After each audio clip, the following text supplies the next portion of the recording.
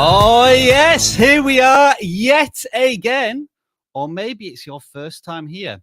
Either way, hello, everybody. My name is Rob, and welcome to vidIQ, the creator-obsessed YouTube education channel that every single Tuesday opens its doors to you, the creator, to share your channels as we critique, sometimes criticize, pick out the good stuff, offer moral support, enthusiasm, and passion on your YouTube journey, no matter the channel, no matter the topic, no matter the size. We are here as fellow creators to help all of you. It is our channel audit live stream. It is week 42 of 2022, which means it is episode 42 of 2022, which means that it is episode null, NA, unknown, several hundred of a vidIQ Tuesday channel on live streams, and we will continue long into the future with this service.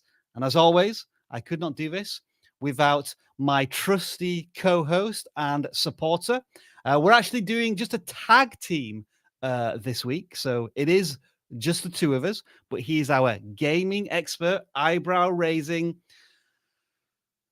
nuggets of knowledge bomb information, Dan the man. Hey Dan, how you doing? Hey! And he brings his own sound effects. What's going on? Oh, internet. Was that supposed to be a joke? Did I get that right? Like internet, and then we just pause as if there was an internet issue. Just being on the internet. It certainly is a challenge. Every week we try to go through these live streams without any mistakes or errors, but we usually rack up hundreds. We did once have a vidIQ bingo card where you could spot all of the mistakes that we make and tick them off. Maybe I'll reintroduce that one week. We'll have to bring back the vidIQ bingo card. Now, Dan, I always like to ask you and the audience a question.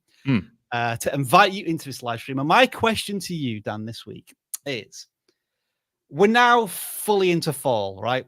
And you can tell that when Starbucks starts offering nothing but pumpkin spice drinks and lattes.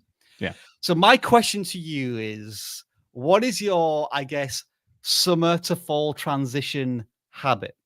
For example, for me, I went for my first run yesterday in about 3 months because it was far too hot in Vancouver. It was just stifling. But finally, the temperatures were fine. Like, get this, in Canada right now, still in Vancouver, it's 20 degrees plus every single day. Now, that's Celsius. In Fahrenheit, that's probably high 60s, low 70s. And we haven't had a drop of rain here in Vancouver for about 2 months. The weather's going to change on Friday. It's going to start raining. But I went for my first run. It was a disaster. I nearly threw up. But that's my fall transition or my autumn transition. So, like, if you were to think about what you start to do more in the autumn, and this is also the live stream audience as well, what would it be for you, Dan?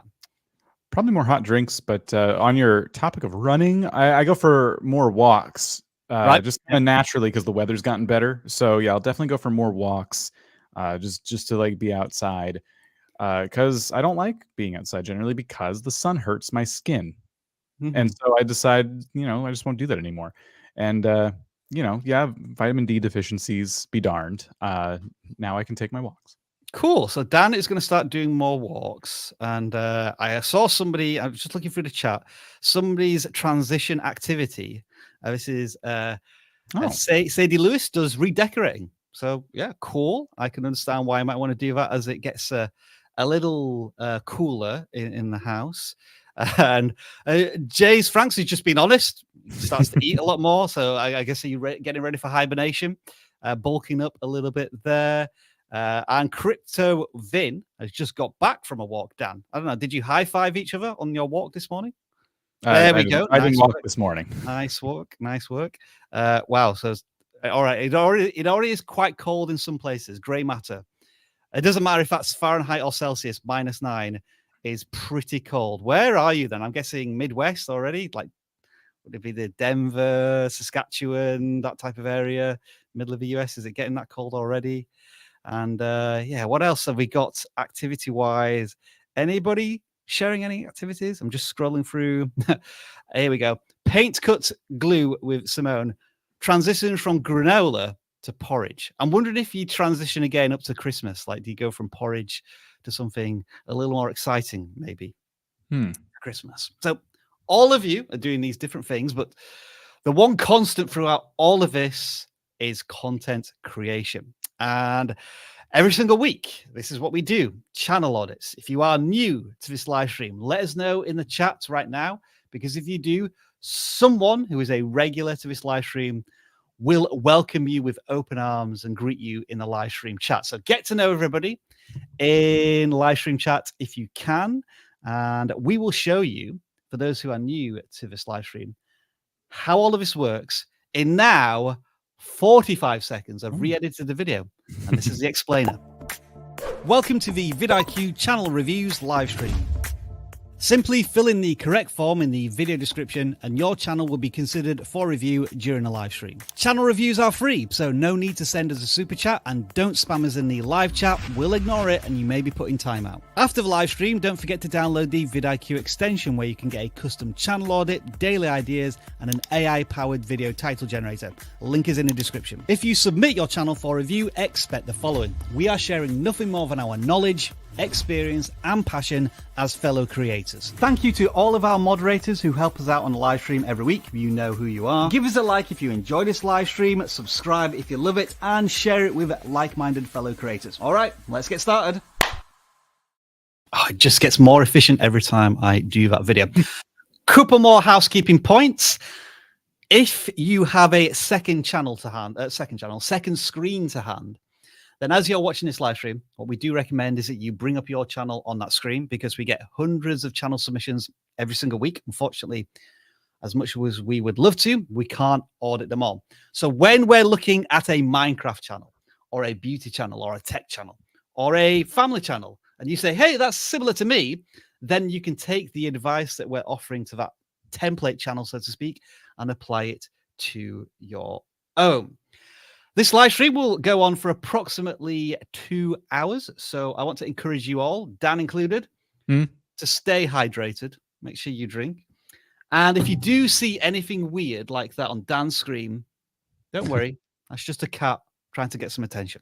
But with all of that being said, Dan, are you ready to start auditing some channels? Hold on. Yes, hot. Yep.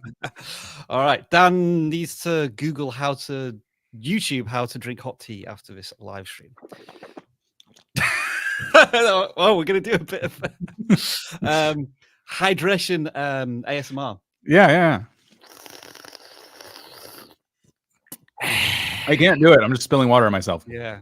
All right. We're not really trained for that, so let's audit some channels. Dan, the first channel we are looking at is a first channel that's submitted from our form in the description. So if you haven't submitted your channel yet, make sure to do so, because you will get a chance to be randomly picked later on. This channel calls themselves Knock One Out. From the channel banner and the thumbnails, like first impressions, what are you seeing here? It looks like they are I want to say if there's a channel focus here, which it looks like there might be, it's like a traveling food vlog. Right. Okay. So let's see if we can confirm that. Just scrolling through the thumbnails a little bit. Definitely food, and I've seen like Canadian flags. So food from places, specific locations. Okay, so when I looked at this channel a little bit before we went live, Dan, I think this channel wanted to be perhaps a travel channel to begin with, but as they've started to make content, it seems to be switching more of it to a specific mukbang channel. And if we look at the about section, where does this quote come from, by the way? It was in one of my videos very recently. Let us know in the chat. My favorite movie of all time. But they refer to their channel as Knock One Out, refers to knocking an item off a bucket list, be it finishing a challenge, trying something new. And they talk about travel videos, food and adventure. But it feels as if that broad approach is now being more refined. Yeah. As I look at it. So looking at the latest thumbnail, I'm not even looking at the shorts. It is kind of hard to pick them out because they use the same red background. So for a second, the shorts almost look like longs as well. But let's just put those aside. Oh, yeah. Good point. And I'm just going to look at the latest video and say that while your thumbnail standards are pretty good here, like you're showing food and you have your reaction, like that, the basic principles are there. There's one key element here that I think other channels would probably be doing that you are missing out on, and that is logos, brand recognition. New Burger King hamburgers is the name of the video, and the burgers have already been unwrapped. The logos have been thrown away. And that's what we need to see in the thumbnail. We need that visual, key for the viewer who's like scrolling through YouTube to see that you are a person reviewing a thing. Before they read the title, they see you holding the sandwich all wrapped up with the familiar logo. And if you're going to be getting food from really popular places and reviewing it, that would be like the biggest like knockout in terms of thumbnails. Like, knock one out. That's where I got that. I'm like, why did I say knockout just now? That would be the biggest thing that's going to help you the most is brand recognition. I was also thinking for this one, Dan, the latest video, perhaps adding a bit of tension, because looking at new burgers, and I think there's at least 2 here that we can see. Surely you could turn it into like a versus, like which one is best, which would you choose, and what's going to happen to the one that's discussing? Are you going to throw it in the bin or feed it to your dog, or something that adds a little bit more intrigue, as well as the logos? Because I agree, the YouTuber reaction, no text, clear image. There's some very, very basic fundamentals in terms of a thumbnail that are right, but then adding that curiosity, adding that clickability, that's where the creator probably needs to go next. Yep. I think that would make a huge difference for what we're seeing here. Canadian chocolate bars versus Canadian milkshakes. Kind of an interesting concept there as well. I spot that one as well, We got too many things. We got we have Canadian flags, we have 3 different candy bars, and we have 3 different milkshakes. And I think that should have been pared down to 1 candy bar and 1 milkshake, you holding them, and maybe a Canadian, maple leaf. I was also thinking. No, go ahead. If we're going to be adding a lot of stuff, like that's the most I would have had. I was also thinking of a pitch here as well, Dan. Like, it's almost like you're comparing apples to oranges. Why don't you compare Canadian chocolate bars to American chocolate bars? So then again, you have that little bit of rivalry. Whereas, I'm not a huge fan of milkshakes, regardless of how nice they are. I'm always going to go favor the chocolate bar. But if you're comparing a certain chocolate bar to another one, then I've got a decision to make. That's a really good point. Yeah, you're a good example of like the target demographic being missed a little bit, because while you like different candy bars, you don't like milkshakes. So having someone compare the two for you, Rob, is like kind of like, well, it doesn't really do me any good. But in general, I'd say for where this creator is, I thought there was 5 months into their YouTube journey, clearly making a lot of channel content, and I would say that the thumbnails have simplified, and the simplification is helping, I think, because it's starting to build a bit of brand recognition. I mean, Dan, you talked about including logos. This is an example where they've done that, and that feels instantly more recognizable as a thumbnail. They're more controversial too. Yeah, Dairy Queen failed me. I like that. I kind of like that as the title. Not just the thumbnail text. Yeah. Maybe the word fail with an arrow pointing at something would have been a better way to go in the thumbnail. Which Dairy Queen fall menu blizzard is the best.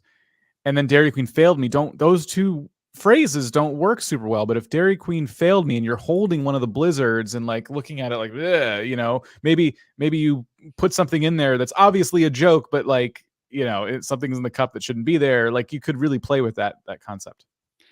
And then as a final question, as we've kind of discuss the value proposition of a channel to begin with, in that it had this idea of being a bucket list channel. Now it's more of a mukbang channel. We think, I would say the creator now needs to ask themselves, what type of mukbang channel am I going to be to differentiate myself? Because you have burgers, you have a sushi buffet, you have Dairy Queen, you have chocolates, you got sweet, sour, main menus, desserts. I'm still not seeing a specific human being that you want to talk to in every single video. And Dan's done an excellent video on identifying that specific avatar that you want to be speaking to every video. And I think that's probably where you need to go next. Like, who's your target audience and why exactly should they be watching? And that'll address this kind of vagueness that's going on up here, I would say. Yeah. But 100 subscribers, you've now got access to your, I guess, YouTube handle, and you'll have a custom URL. And who knows, you may even have a community tab very soon because you don't need 500 subscribers anymore. And maybe we'll talk about that a little bit later. That is Knock One Out. Dan, no, it's time for you to take the lead because we are looking at our first gaming channel that's submitted through the forums. And I'm going to try my best to describe this channel name as Diggs Mug Pug-Eye. Diggs Mug Pug Guy. Diggs Mugs Pug Guy. That's what we're going with. And I am seeing Minecraft. So we're straight in there, slapping us in the face very early on this week on a live stream with a Minecraft channel, a row of shorts, then some long form content a month ago. Maybe there's a pivot going on here. Looks as if it's having some positive results with thousands of views. First impressions. Yeah. So their shorts are doing relatively well. They're trying a lot of different things. And when it comes to YouTube shorts, it's just, really like in that first couple of seconds, you got to be hooking people. And I think if you get a short that's over 1,000 views, especially if it's like a smaller channel is just starting out, that's a really good sign that you're going the right direction for those hooks. Yeah. So really encouraging to see that. Your short form video, or long form video rather, that's done well lately was how to slay the warden. Okay. And I think the thumbnail is pretty clear. You got the warden and you got a health bar. Yeah. I think the health bar is the key there, isn't it? That it's been lowered. Yeah. Yep. So you're kind of proving that with the thumbnail that you know what you're talking about, and obviously you've identified something that there's a number of people interested in learning. So how to slay the warden, and now I'm thinking about ways in which you could continue teaching the audience things in your long form content. So how to slay the warden. You can kill mobs in Minecraft in a lot of different ways. Maybe you go on a run of like slaying the warden content where you're just trying to kill it in a whole bunch of different ways. You could try that for a little bit. See if not only that provides people a lot of entertainment value, but it also helps people who have a certain fighting style. You obviously like fighting. You're doing a lot of PvP videos, which is like player versus player. You're killing other players. Can you get a 100-win streak?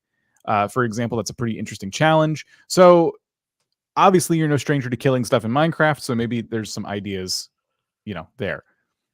I saw the theme throughout in all of our titles, Dan, PvP. It seems to be the one constant, I would say. Yeah. I would say they seem to really want to do PvP content. Yeah. So maybe that is the through line through their content. Another thing that I also noticed is, for 160 subscribers, each video, long form video, was getting more views and subscribers, which is fantastic. But then they have suddenly pivoted to shorts. I'm wondering, was the creator maybe getting a little frustrated with their progress, which for a long form piece of content is, it's not bad. Right. You are having greater success view wise from your shorts, but it's probably very similar to where you are at with long form content. I'm hoping that this creator doesn't just abandon long form content completely, because it looks as if they may be able to blend the two, which has been known to be quite difficult. Longs and shorts on the same channel. But the evidence here is that the creator could probably do both if they chose to do that. Right. Yeah. And it could be that you do PvP content in shorts because you've seen success there, and you do more tutorial style content in long form videos, which you've seen success there. Yeah. And they're both Minecraft. They both appeal in theory to the same audience. One thing to keep in mind is that the Minecraft audience, if it's this big, the PvP audience is probably a sliver of it. And everything you do in Minecraft kind of has its own niche audience. So if you're a redstone person, that's going to have its own sliver of the community that's interested in it and so forth. The reason that tutorials tend to do so well for newer channels is because they appeal to the widest audience. Because even someone who likes PvP likely is also just playing Minecraft on the side as normal. So they are going on adventures and they're meeting the bosses like the warden, and they're wanting to learn how to kill the warden. So keep all of this in mind when you're kind of picking your target viewer. Understand why the warden video might do well. And if you're thinking to yourself, well, I just don't like doing these style tutorials, then it's time to commit fully to the PvP crowd only. Or if you like doing these style tutorials, that you can try and find ways to blend them together. But always be thinking about like the audience that you're catering your content to. We've not really made any comments about thumbnails. They seem generally fine, don't they, Dan? That they are basic, but they're easy to decode. So can continue there. Like, not much text or less text, we continue to encourage that. The one more observation, which is going to interest all of you. So right now, doesn't matter what type of channel you are right now, this is something that's really key that you need to pay attention to. This channel has 161 subscribers. But what is this right here? The community tab. Yep. They are using the community tab as well, which is excellent. They've identified it. They've already tested a voting poll. They've already made a text update. They're doing like a couple a day. Perfect cadence. Yep. You now go check. Everybody, actually, let us know in the chat. Go and check your channel, and irrespective of your channel size, let us know if you now have a community tab. This is awesome for small channels, but also somewhat terrifying because there's going to be a lot more social media posts on YouTube because a lot of people have access to the community tab. The reason for this, and I am making a video that's going to go out probably on Thursday, is that YouTube are updating their channel feature eligibility. And we now have standard features, intermediate features, and advanced features. And the community tab is available under advanced features. But the best news here is that it's not determined by views or subscribers. I saw somebody on Twitter who had 30 subscribers and 0 content on their channel, and they were able to post community posts, which I thought was bizarre and unreal. It's going to depend on one of these 3 factors. Most of you probably have what's called channel history, in that YouTube has been able to check out your channel for a couple of months, and they said, yep, okay, we're going to allow advanced features for this channel. Now, I know not all of you are going to have this yet, but probably in the next 1 or 2 weeks, you will likely have this screen so you can check if you get advanced features, which leads us back to the community tab. So some people are saying some people are saying they've got it. Some people are saying they haven't got it yet. So we are kind of in a stage of a haves and have-nots, but very, very soon, I think most of you will start to get access to this. If you want more information, check out the video that we're going to release on Thursday about it. So that was Diggs Mug PURGE. The next channel we're going to audit here is a very, very new channel. And I'm just going to assume they're Italian through their name. So I have to pronounce this channel with a terrible Italian accent. You don't have to do that. Agiotezza Reviews. That's who we're looking at. Dan, brand new channel. They've been on YouTube for less than 2 weeks. I think this is a fantastic start. They've got some fundamentals down already. Yeah, I'd say that definitely the fundamentals are here. Probably, doing a lot of research and being careful about their, their strategy as they're getting started. I will say, with regards to both of these thumbnails, I appreciate the minimal text. I appreciate the red arrows. It's really, really hard to see what I'm looking at, though. This one, definitely. I couldn't really tell on this one. Yes, but even the headphone one doesn't look like headphones to me. Do you want to know why that is? Why? These are fancy Apple headphones with a really stupid carry case that they have. Yeah. So it's kind of, a really good start. Excuse me. It's got a really good start, but it needs a little bit more work in terms of the context for the thumbnail. So think about it this way. Like, there are cases where thumbnails can have a very small subject. If you're going to use an arrow and you're going to point at it, like, that can help draw the person's eye to it. And a really good example are people who build something really big and then they put themselves in the thumbnail, and then they have they're tiny and there's just an arrow that says me. And that's the whole thumbnail. So we tell people, oh, your thumbnails should be, you should really use the space. And there is times where it's necessary to back out a little bit, and I think for the headphones and maybe even this other one too, the Mac mount, that would have been a good thing. Like, they zoomed in too much. It was really hard to tell it was a Mac Mini until I read the title. And it shouldn't be like that. It should be clear. So the entire Mac Mini needs to be in the picture because it's a recognizable object. It's just you've zoomed in on it too much. And it's kind of white on white too. It's like a white looking computer and going into a white mount. So the contrast, the lacking contrast, you really got to make up for that. What do you think about having 2 arrows in the thumbnail? Wait, it can work. I mean, I did one recently here on the channel that worked really well. They I were like both pointing to the same thing, though, right, on our thumbnail. Yes, well, sort of. Like one was pointing to the name, one was pointing to the logo, but Right. yeah, like it filled Yeah, some yeah. negative space and it made it look dramatic.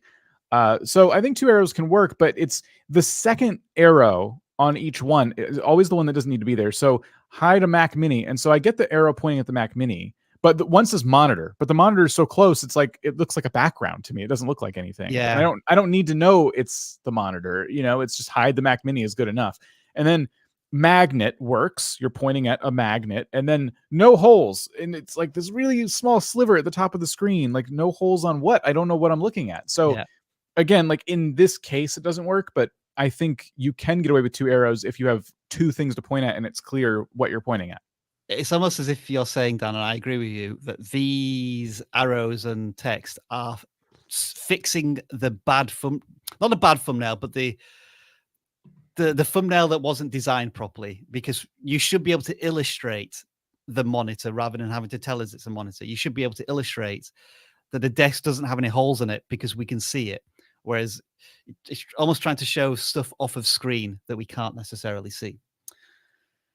Yeah, absolutely. I thought here a little bit about the titles as well. How do I get this off? There we go. So a DIY headphone mount under desk hack. I think that's very functional. And I was just thinking, how could you maybe retitle it so that you're solving a problem? And it might be DIY headphone mount with no mess, or like, I'm trying to think of a better way to phrase this, Don. Maybe this one's a better one to look at, because basically you just put here that you're unboxing a product. Yeah. What does a product solve here? And the product solves putting your Mac in a place that's aesthetically pleasing, or it's hidden. And I know you're trying to tell us that a little bit in the thumbnail, but the thumbnail doesn't do a perfect job of that. So I'm wondering how a title could help complement that. Like it could be the best minimalist iMac look, or minimalist look. Think about the other part of this problem too, is that you're cleaning up messes. Like it only takes a couple tech products for wires to be everywhere. Yeah, so true. You're cleaning up a lot of messes there. And like a lot of people, what they would do is they wouldn't even show the Mac. They would actually show the monitor and the fact that there's like no wires, you know, like because you've mounted it to the back of the monitor. So like there's a lot of different ways you can kind of play with this and figure out, how do I best present this to the audience? And think about the audience. The audience wants to solve this problem. Like Mac Minis are great for this. You can put them anywhere. They're awesome. So this mount is probably a good product. And the fact that you're unboxing and reviewing it is probably a given if you're going to just be talking about it in the video. So we don't necessarily need to know in the title that it's an unboxing. What I'm saying here is that the title and the thumbnail are not intriguing enough, are not creating enough curiosity. And that's what you want to try and do a little bit more. Emphasize the positive solution that this product is going to provide. And I appreciate this is only your second video, and we're always going into like deep level of thinking. I think we're doing that because you've already got a semi-decent thumbnail. You've already got a clear channel focus. You've already got a channel banner. You know, there's a lot of fundamentals here that are already right. So we're trying to just prompt you to the next phase. And I've just realized that agiatezza means convenience, I think, in Italian. So there you go. Nice. This channel does not yet have the community tab, presumably because they haven't been on YouTube long enough. Yeah, they've been on YouTube for less than a month, but a good start. Views already in double figures. I like the video length, I think, as well. Like, you're solving a problem here and you're doing it in around about 2 minutes. That seems to be a good start. I think you could also maybe convert these into shorts relatively easily as well, but that's probably a task for 2 or 3 months down the line. Folks, if you are enjoying this live stream and you're finding it useful, then do let us know through the power of an emoji how valuable you're finding this in the chat. In the meantime, Dan is going to welcome the Homekeeping channel to the channel live stream with 442 subscribers. Very clear what the channel's about and whether I'm in the right place, Dan. How effectively is it pitching the content to the viewers? Yeah, so channel about home organization solves a very clear problem. So and you can do a lot with this kind of content, a lot of product reviews. So that's really cool. So if we scroll a little bit, Yep. we can kind of see what they got going on. Okay. So I think these are good in terms of I'm just trying to communicate a clear message here.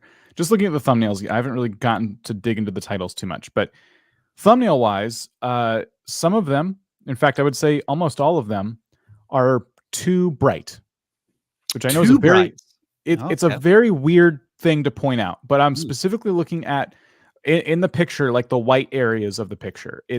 They're blown out. Right, I'm with you now. Yeah. Right. So it makes it a little bit hard to like focus, I guess. Yeah, all of that. Now, it does create good contrast. It's a very colorful bunch of products. And maybe I wouldn't be giving this critique, but the reason I'm giving it is also because the thumbnails can tend to be a bit busy. So the first one you put some red lines in at the top there, 6 home cleaning reminders. They have put 2 different reminders in the thumbnail of the 6, I assume. And because they didn't focus on one thing, it became really hard for my eyes to focus on anything, and my tendency was just to kind of skip it. Right. And with the towels, that's a good thumbnail, but there's too many colors now. There's pink, there's red, there's blue, there's yellow, and then there's that really, really bright background. And so I'm being hit with too much, I think. And I think it's just creating thumbnails that at least for me, when I'm scrolling on YouTube, my eyes just kind of naturally skip. It's nothing personal. It's just I'm not connecting with them. In terms of the titles, 6 home cleaning reminders, clean and declutter. I think that's a perfectly fine title. It's short. It's easy to read and understand. You could even go more specific with them. You could go a little dramatic with them. Like these 6 tips will save your home, or I don't know, like you can play with those a little bit more. But I think title wise, there's nothing, I'm not looking at these and going, oh, you just can't, these are all bad. They're great. I think that's really good. I'm just sorting about most popular, seeing if there's anything jumping out. And in the past, it seems as if cleaning your bathroom specifically has had successful results. Yeah, it does bring me back to the other point I didn't make with the thumbnails, is that sometimes they put text that's kind of hard to read, and that text was easier to read, but there's still quite a bit. There's like a dependency on text. Maybe not in the latest thumbnail, but in a lot of the thumbnails. 2 steps in removing bathroom mold. It's kind of that unneeded, bit of text. Looking at the video length, they're all relatively short, under 3 minutes, which I say that's good for a tutorial how-to channel. Give me the answer, get in, get out, move on. So I'm going to maybe click on one of these, Dan, and watch the first 15 seconds. Let's do the 2 steps in removing bathroom mold. Hopefully you can all hear this. If you notice the buildup of the mold, then open a window, put on your gloves and mask up. How to remove mold from your bathroom tiles. You're going to need bleach, kitchen towels, rubber gloves, a bristle brush, and a face mask. What do you think in the first 15 seconds there? Yeah, that's exactly how I would want that video to start. Here's the problem you're having, and here's what you're going to need to solve it. I love how they just introduce themselves, like ever so briefly. That added like personality and character to it. Like you're gonna go with me through this cleaning process, and like within 15 seconds, they were showing us the stuff that we need. Links in the description. Are they our affiliate links? Let's hope they are. Yeah, affiliate links. So from a business side of this channel, very good as well. And I think this is one of these types of channels where the production values don't need to be super high. It's almost like a running and gunning style, but at the same time, everything was very clear and nothing was too cluttered. We were able to follow it. And it's a good angle to show us what you need to do if I'm following this. So in terms of video production, I would be very happy and satisfied with this. Yeah. I would too, definitely. Now, the reason Dan and I have just gone into this video very quickly to critique it is because tomorrow we do more reviews, but instead of reviewing the channel, as you see here, we review individual videos, the intros being one area of that. So if you want video reviews for free, then do tune in same time tomorrow, where we will be swapping seats. Dan will be the host, and I, after the first hour, fingers crossed, Dan, will be joining you to do some video reviews then. Yeah. Any more final thoughts? We got one question we can probably use this channel to kind of help answer from Katie. Is it better not to put text on thumbnails? General advice is all over the place, I would say. Here's my personal opinion. I think that I like putting 2-3 words max. And I like the text to be big and bold, easy to read. And I like it to add something to the thumbnail, a little bit of drama, like keeping in mind that people might not read the title right away. Like, what if the text said something a little bit blasphemous, a little bit crazy, and then there's an arrow pointing at something, and then people were so intrigued they had to read the title, you know? But there are times like with like in this case, they didn't put any text for the IKEA thumbnail, and like maybe the IKEA logo would have been like a good thing instead of text, but it's a little bit small. I would have put the IKEA logo, one piece of furniture, and an arrow pointing at it, perhaps. Like, use it as needed is kind of my general advice, though. The text the way it is here is hard to read because of some of the backgrounds and stuff. It's kind of small, shoved in the corner, and I don't think it's adding anything to the video that the title kind of isn't already saying. I would say, generally speaking, for most creators, the amount of text they want to use, probably halve it.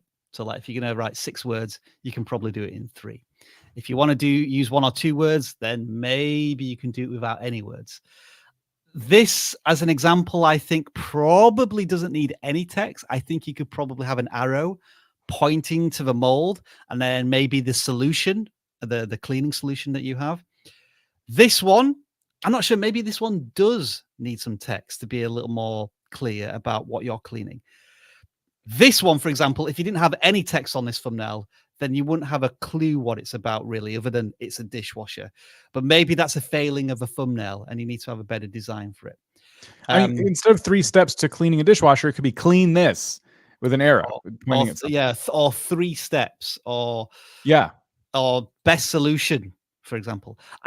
Whereas I look at this one, Dan, and I think this is maybe a good example of using text, because you already have that visual representation of the cleaning fluid in the toilet, and then you get a clean and fresh smelling toilet. I think that works better with text than without.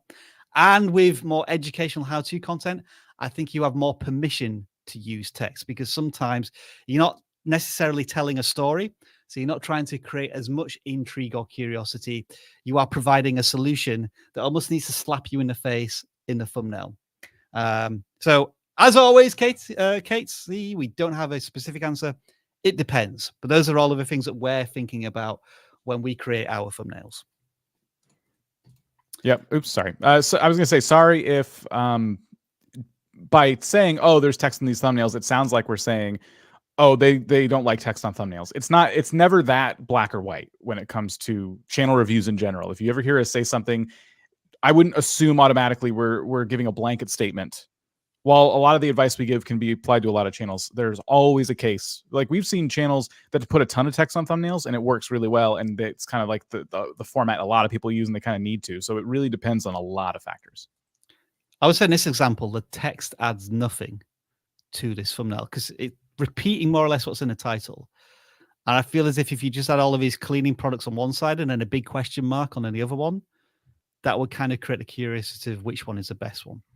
So yeah. Or go ahead. Or a well-used product that everyone seems to have in their cabinet that you hate, and they have an X over it or something. Yeah. In this one, the text doesn't seem to be adding enough extra to warrant it. Yeah, like Windex, for example, is a really popular product, and if you happen to not use it, you could make that in your thumbnail. It's not gonna be in the video. It's there because you're saying don't use this. So you can always kind of go either way with title and thumbnails too. You can like find a bit of controversy and play around with that too. So that's home keeping channel. Now we had the return of memes on Twitter Oh. because I'm running Twitter a little bit this week.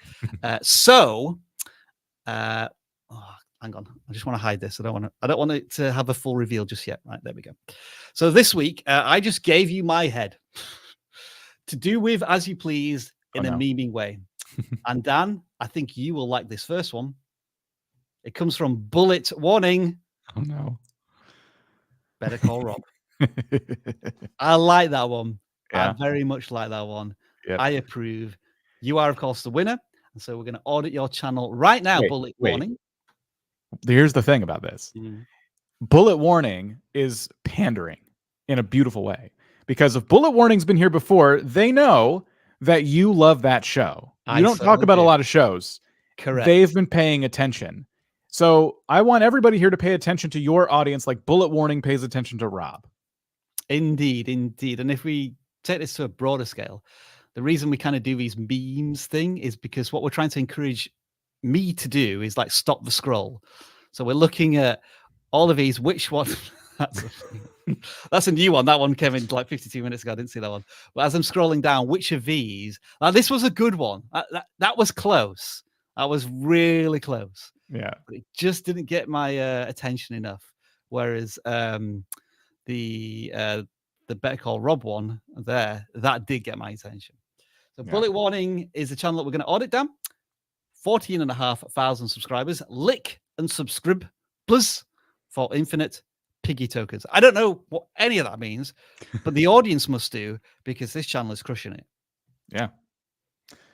So the piggy tokens thing, I guess that's a reference to Roblox, that piggy game. I did not realize it was still so popular. I heard about the game like years ago, it feels like. Maybe it's a different one. So, okay. I need to get like a sense of like their general, like what a general video tends to get. It looks like 20,000 views, 30,001. There's one of 46,000. 999 infinite coin glitch. That makes sense. When it comes to currency and games with currency, if you can find a way to exploit it, you will always get views on those videos. But of course, that can't be the flagship for your whole channel. There's only so many exploits for getting money in games that you can take advantage of. Yeah. These are respectable, consistent views. Very respectable. For the channel size, to be consistently getting what one and a half times views versus subscribers, 20,000 plus versus a 15,000 subscriber channel. Yeah. They've found their audience, they've found their core, and they're hitting them with the content they want to watch every single time they release something. Yeah, I think they're at that next rung up on the YouTube education ladder, whereby they've definitely taken on the advice we give channels that are just starting out. They've kind of mastered that, and now it's time to continue climbing that YouTube ladder. Now, how can they get to 50,000 subscribers? They hit 10,000. How can they get to like 50,000? And it kind of comes down to doing a lot of self-reflection, looking at videos that have worked in the past, looking at videos have not done so well, and paying attention to a lot of different things, taking note of what the thumbnail was like on the videos that did well versus ones that didn't. Like, for example, if you stop scrolling for a second, scroll back up just a little bit. Sure. Maybe back to where'd it go? There. Okay, the ones that Glenn. All right. So those videos, especially the second one, is 11K views.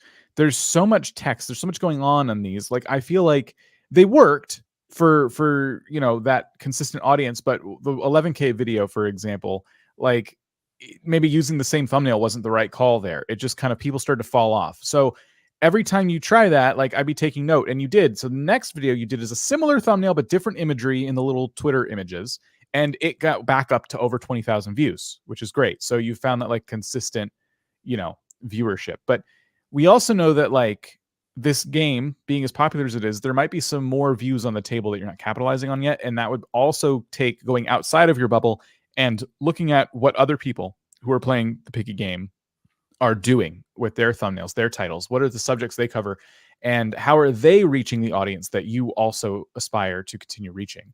Pretty incredible, Dan, the numbers here, that their viral video only has 111,000 views for a channel with 10,000 plus subscribers. You would usually expect one breakout piece of content.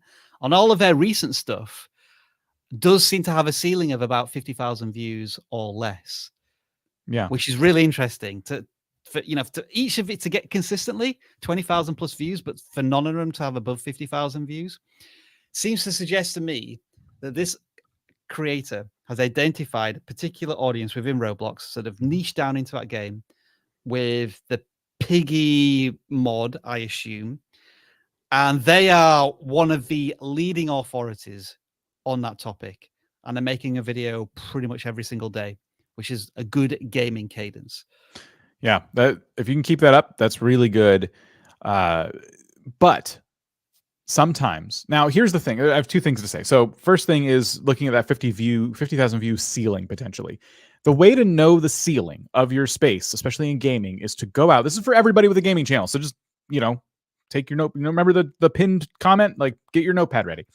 If you want to find the ceiling on a potential topic, this is what you do. You go out and you see how often people are uploading videos on this topic and how many views are the best of the best getting. Because that's your potential. There is that much audience there. So can you captivate those folks? And the way to do that, the next step is to hone in on their strategies and try and do your interpretation of them. I'm not saying copy them. I'm saying, how can you get your thumbnails polished to a level that gets you 100,000 views rather than 50,000 views? Because now that we did that quick search, we can see 100,000 views plus is on the table. A video from 3 days ago did it. Yeah. So that is possible. Now we've identified the ceiling of the content. The next thing, just regarding the daily schedule, is the daily schedule. And I don't know anything about this person or what they're going through in their life, but in my experience, when I tackle a daily schedule on YouTube versus when I take a step back and slow down, those moments where I take the step back are when I'm able to better identify what I could be doing better and then have the extra time on my plate to learn the skills that I'm currently missing so I can execute better. So in this case, it could be thumbnails.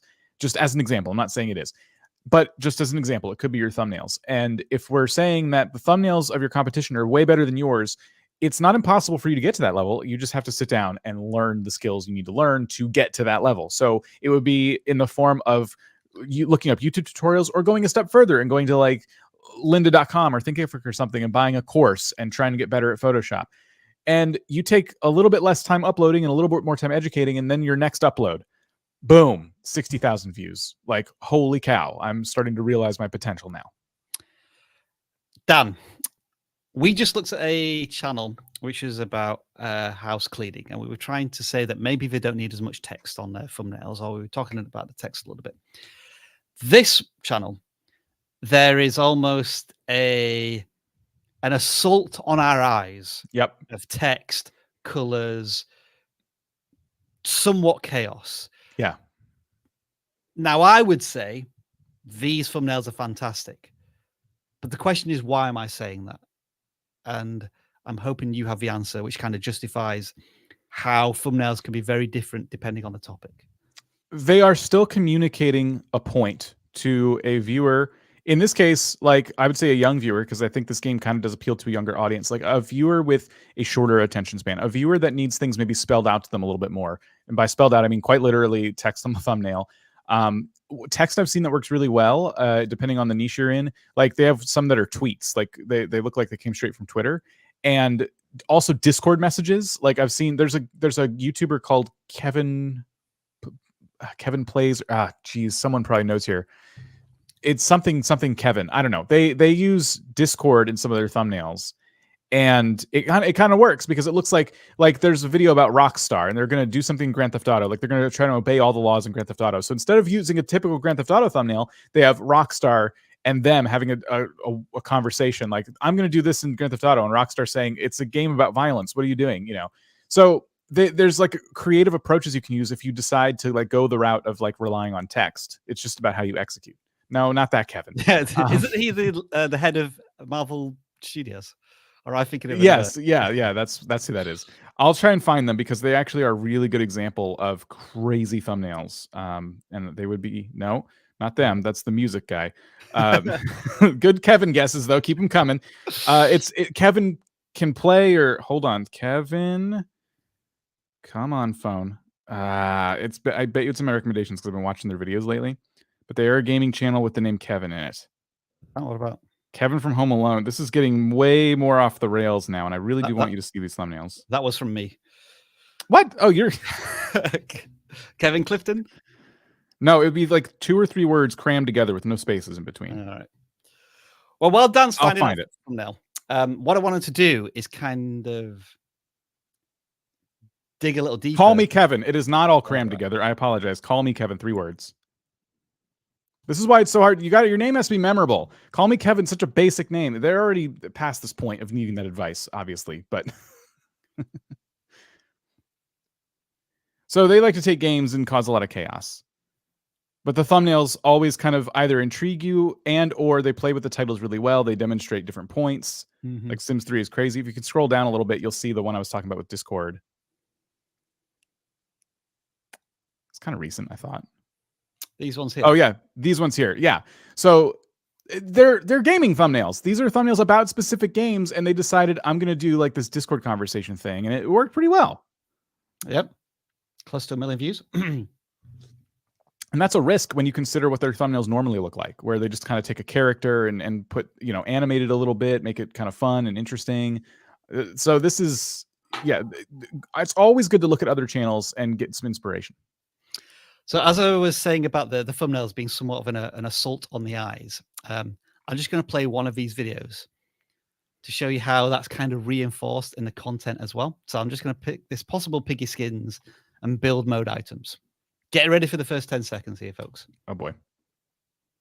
Okay guys, so PURGE Season 5 is coming out tomorrow, and in this video I'll be showing you everything we know about the season, like how many piggy skins there's going to be, what the trap skin will be, and of course what the build mode items will be, so make sure you watch to the end to learn about everything new coming with the PURGE Season 5 update. Like and subscribe for 75,000 P tokens, now let's get started. So first of all... Okay, that's like, wow. I didn't follow any of that. Nope. But I am not the target audience. And it is clear from how consistent the views are that their particular viewing audience gets this style and absolutely loves it. And I just want to know how on earth you do that with the text. Like whenever I do that with captioning on screen, that takes me like 10 to 15 minutes. This would probably take me an entire hour to do. And I want to know what the cheat is to do that more quickly. Or is there no cheat? That's what, it's that dedication and energy and passion that makes this video different. I know that Premiere has a feature where it transcribes content for you and adds captions for you. So it's very automated, but in terms of animating the text like that, I'm sure that takes extra time. Yeah. There's probably programs that help you with it, but yeah, that's another like skill up thing. The skill I need to kind of brush up myself. I think given that intro, by the way, I think they could have tried to keep a little bit less information in the intro and then come back with that animated text style in the middle if they want to ask for subscribers and say, oh, if you subscribe, you can win these piggy tokens or whatever it was. Because Mr. Beast does that, right? Like he starts the video with the text flying on the screen, that same font, and, tries to get you hyped up. But he never tells you that many sentences in that style. He comes back to it. If he wants to know something else, he'll caption it again and he'll have that same intro level energy later in the video. So I think they could have tried to, there's another subscribe call to action right there. So I think they could have tried to tone down the like asking for subscribers a little bit, because I feel like that does start to irritate viewers, especially ones that have subscribed to you. And like you're every video, you're like asking for subscribers and they're like, I already did. And you're asking multiple times in the video. Just watch though how much is going on in terms of pattern interruptions. Something always visually fresh and new for the viewer, even with the sound off. Every few seconds. Which is incredible. And, when we look at how often they make videos, which is pretty much every day, that's a phenomenal amount of commitment. For me to edit that, just editing alone would probably take 5 to 10 hours. So to record it, script it as well on top. This is clearly a creator who's going not just the extra mile, but like the extra continent for their viewers. And that's been reflected in the feedback from the viewers, which is fantastic. I mean, think about how many views they're getting every day. If all their videos get over 20,000 views. That's a good point, Dan. We can use one of our free, I think this is one of the free tools here at vidIQ. They are 50% up on views over the last 28 days. Tripled their subscriber count. And they've actually published less videos, which I find astonishing. I didn't even realize that. But that speaks to what I was saying earlier. Quality. Yeah, you up the quality of your content once you kind of get the rhythm down, and you can improve in different areas. Maybe they've been working on their editing. It's clear they're very talented. Or maybe they hired an editor and they've been working with them to get them up to speed. Like these types of improvements can only increase your viewership and at the cost of having to upload less. So you save some time. All right, just before we move on to the next channel, we're going to audit. We've got a tiny little live stream technical problem here. It's telling me here we have 426 likes, but it's 611 people watching. Oh. There must be a glitch on YouTube. YouTube. It must be a glitch on YouTube. I don't know. Come on. YouTube's not just registering all of the likes you've already clicked. How long have we had the like button, YouTube? You can't get this right yet? I don't know. Yeah, but if you could investigate for us, see if there's any way you can fix that, we would appreciate it. Dan, L79 Wrestling. Yeah. You picked this one before. I did. Even though you're not the wrestling fan here. I picked it for you because I knew excited you would be. Okay. No, I wasn't going to pick a wrestling channel until I realized it was about like wrestling action figures. I'm like, well, this is an interesting niche. And I'm looking at them like, how popular could wrestling action figures actually be? How are we going to have to burst this person's bubble? Are we going to start crushing dreams like wrestlers crush each other's skulls? Well, go ahead and type in WWE toys into search. All right, then. And you will see that there is actually some potential here. There are multiple channels covering these types of toys and getting a lot of views. This one here, I noticed the most. Look how much is going on there. That is action-packed, yeah. 263,000 views from just 3 weeks ago. So without even looking at the channel now, I can tell you that the titles and the thumbnails are probably where I would be brushing up because they tried to keep it nice and clear with one color of a background, right? Red. And then they have like an action figure and a little bit of text. They're kind of following that advice. And that goes back to what I said earlier. Remember when we said, oh, everything we say isn't exactly a blanket statement. This is one of those cases where doing some research in your space may have revealed that, oh, actually the busier thumbnails with more action going on work better for this space. I think that is a fantastic thumbnail. It captures the two figures in action, which I don't actually know how you do. Have you like stuck the person's feet down there so that they can hold that position? But yeah, but you get to see the crowd in the atmosphere in that one. And they're about to go through a table as well. So there's lots of cool stuff going on there where, yeah, I think, Dan, you almost take the potential viewer out of the action, so to speak, with these harsh backgrounds. Yeah. So that would be where I would be looking myself. I would be really focused. And you can see some of the videos. Now there's one with over 1,000 views. It's pretty short. A little more action, though. It might not be the background. It could just be the fact that the characters are moving a little bit more in a different way. Whereas some of these, they kind of just look like they're standing there. But that video is one to look at. And the other one's next to it, 453 views. Where it's the character and you're saying it has a new look and there's a background that actually looks like there's a crowd behind them. Yeah. You know, and it doesn't work every time. There's some with a crowd behind them where the back, you know, it just didn't do as well. It looks like, in fact, when you scroll down now, I'm seeing they did try what we were seeing in the other thumbnails. I think the execution just wasn't as good. The photos are not as good. The lighting's not as good. They need really good lighting. It would appear to me to get this looking right. But you know, just mousing over this, it looks like they've got the stadium all set up. Yeah. Quick canvassing the live chat here. Which direction do you think this channel should go? Like with the bright red backgrounds, the character cut out, or they include the background from the thumbnail itself, from the picture that they're taking? Yeah. And there's a lot of ways to do the busier background too. Like you can still cut the characters out and blur the background. Yeah. They've tried to do it here, Dan. They've like almost created a stroke effect. Yeah. But again, I think even when you do that, it just looks a little too artificial. It does. And also we don't know what is causing the character to fall down. It's too hard to get a sense of like what is happening to that character right now. Now, did you want to look at one of these videos as well? I'd be kind of curious. I remember you mentioned it maybe. Let's do Edge versus Kofi Kingston. Yeah, I was more, my mention to you was definitely the WWE toys thing, but I am curious to see what these videos are like. Okay, right, let's jump into this one, which is 1 minute 25. Yeah. The following contest is scheduled for one fall. The winner faces The Rock at the next L79 pay-per-view. And now Kofi Kingston here. Oh, right into the cover. 1, 2, and a kick out. All right. So what do you think they're down from the first 20 seconds? I think the pacing was a little bit strange. There was too much silence between Yeah. different things happening. Like, we didn't get enough crowd noise. We didn't get enough, like, sound effects of people hitting the mat. Like the announcer kind of coming in and out like that was a little bit strange.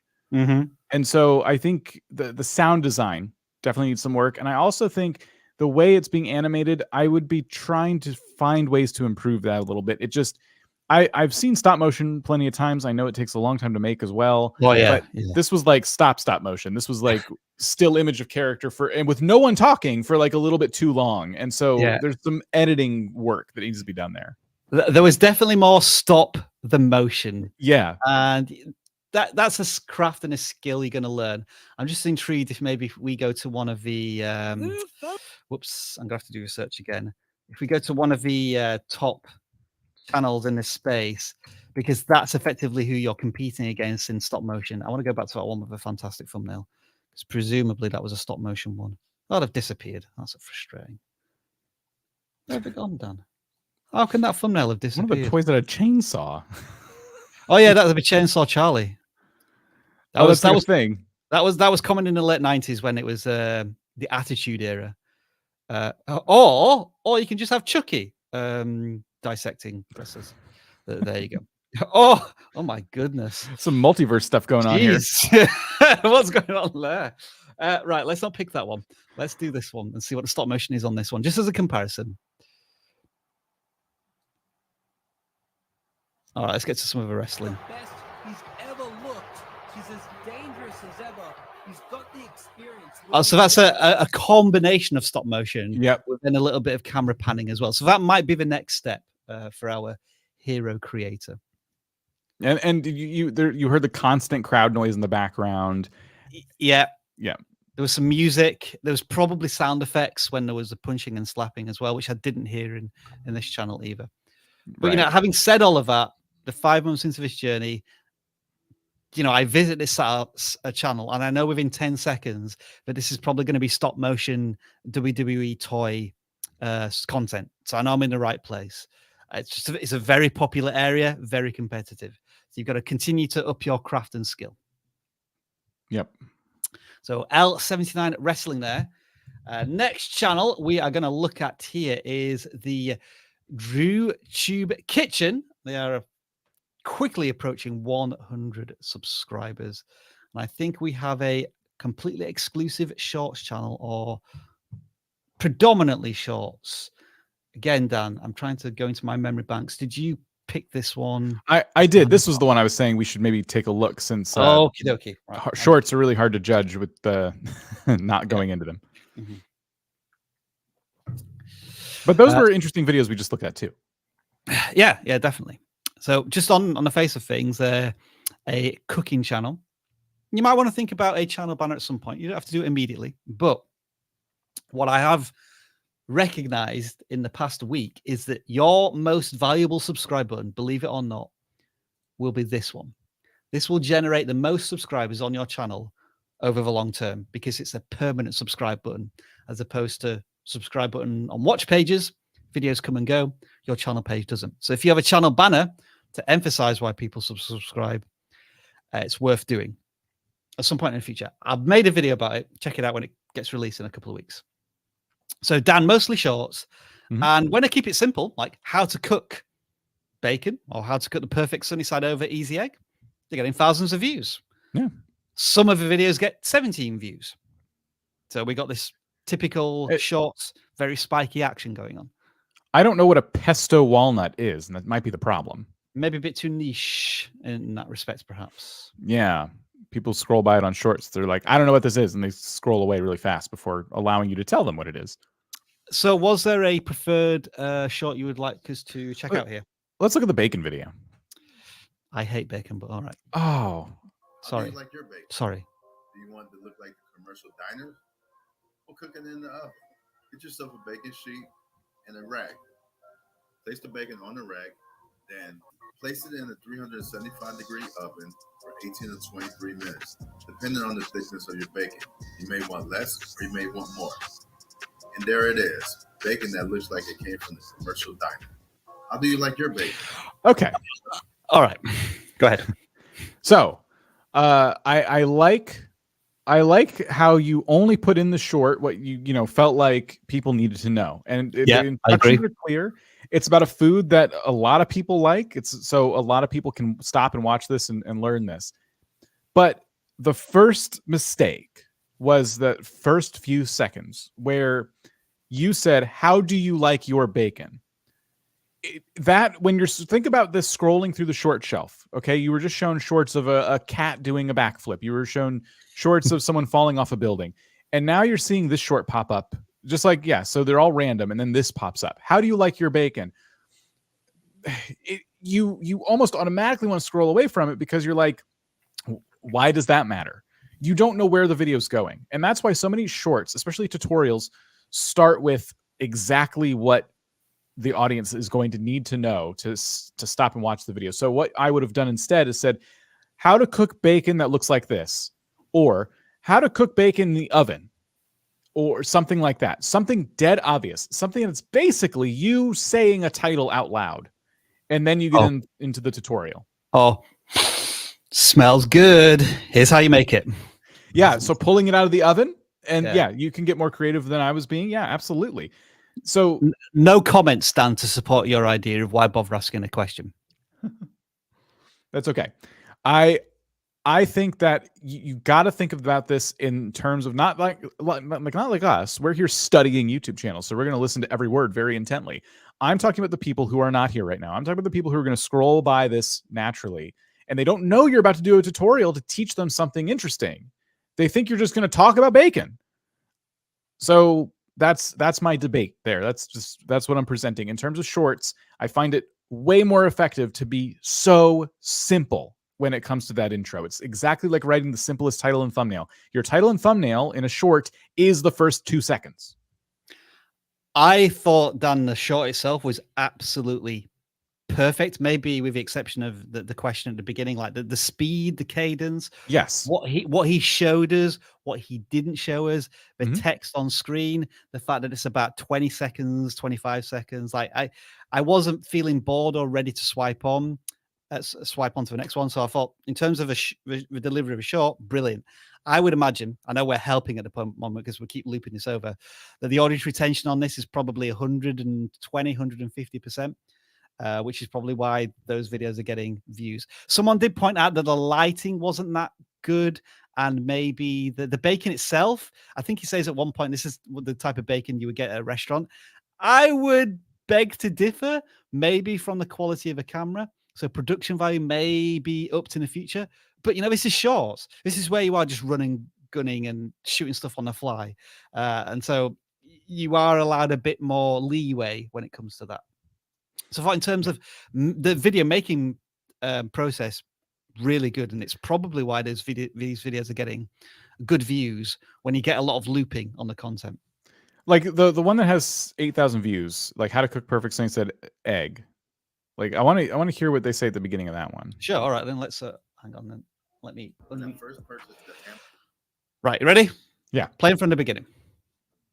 When I first purchased the Hamilton Beats breakfast sandwich maker, I actually thought to myself, well, how many breakfast sandwiches do I really eat? But as you see on my channel, I made more than breakfast sandwiches. I made an omelet. I even made a lava cake. Go check out those videos. As you can see now, I'm making perfectly round, sunny side up eggs and over easy eggs also. This is like the Swiss Army knife of kitchen gadgets. It does more than just breakfast sandwiches. So, okay, that was the intro. Yeah. That's what I'm talking. This is like the Swiss Army knife of kitchen appliances. That was your intro. That should be the first thing I hear, and then everything else is perfect. Now, what's going on at the end here? There's an end screen. So there was an end screen, but the outro was only about 3 seconds anyway. Typically, most people aren't going to see that. We're just seeing it because we're on a desktop computer. But if you get in from the shorts feed, people won't see that. So be aware of that. Also, another thing I noticed here, Dan, there was a voiceover narration, but they also used some music from YouTube as well. So you know how you were... I don't know how they did it. You were constantly getting frustrated that you couldn't take music from YouTube and then do voiceover narration. Maybe that feature's been added now to maybe shorts. I'm just missing it. Like maybe YouTube kind of hit it from dumbos like me. I don't know. I want to figure out how to do that, because that was exactly how I want my shorts to sound. I want to add my own narration, and then I want to add something from the music library. All right, we're going to do a bonus meme of Rob. Yay. This is only going to mean anything to me and people who have lived in the UK over the last 40 years. There was a program that was called The Crystal Maze, and the host of The Crystal Maze was a person called Richard O'Brien. And while I don't look exactly like him, I can see the resemblance somewhat, and The Crystal Maze was one of my favorite programs growing up as a kid. Dan, I guess that wasn't a thing in the US. No, but I can see the resemblance. Yeah, thanks. You had a team of 4, and they go through different locations like the Aztec Zone, Industrial Zone, Future Zone, and they do tasks where they had to get a crystal, and they had a certain amount of time to get the crystal. So it might be like a mental game or physical game.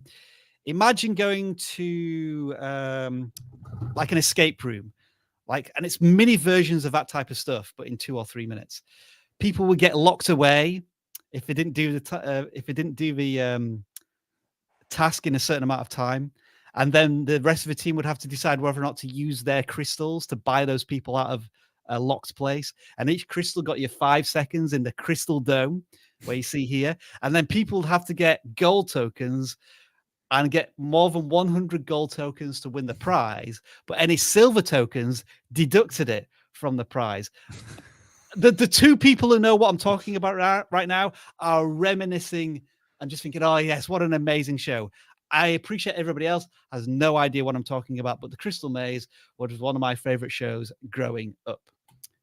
And that comes from Zip Sticks, the meme there. So, yeah, Dan, I'm going to throw it over to you, a channel with 275 subscribers. They're doing mostly what looks to be Fortnite shorts.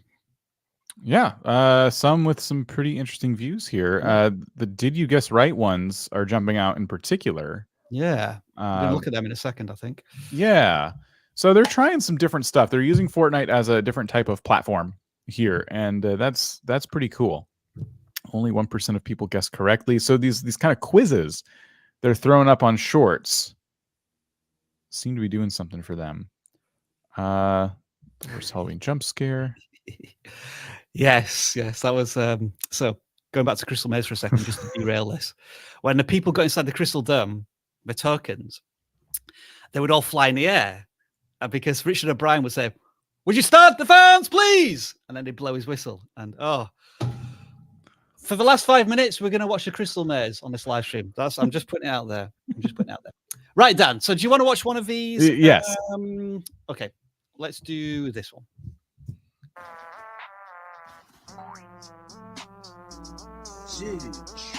Like or comment. Okay.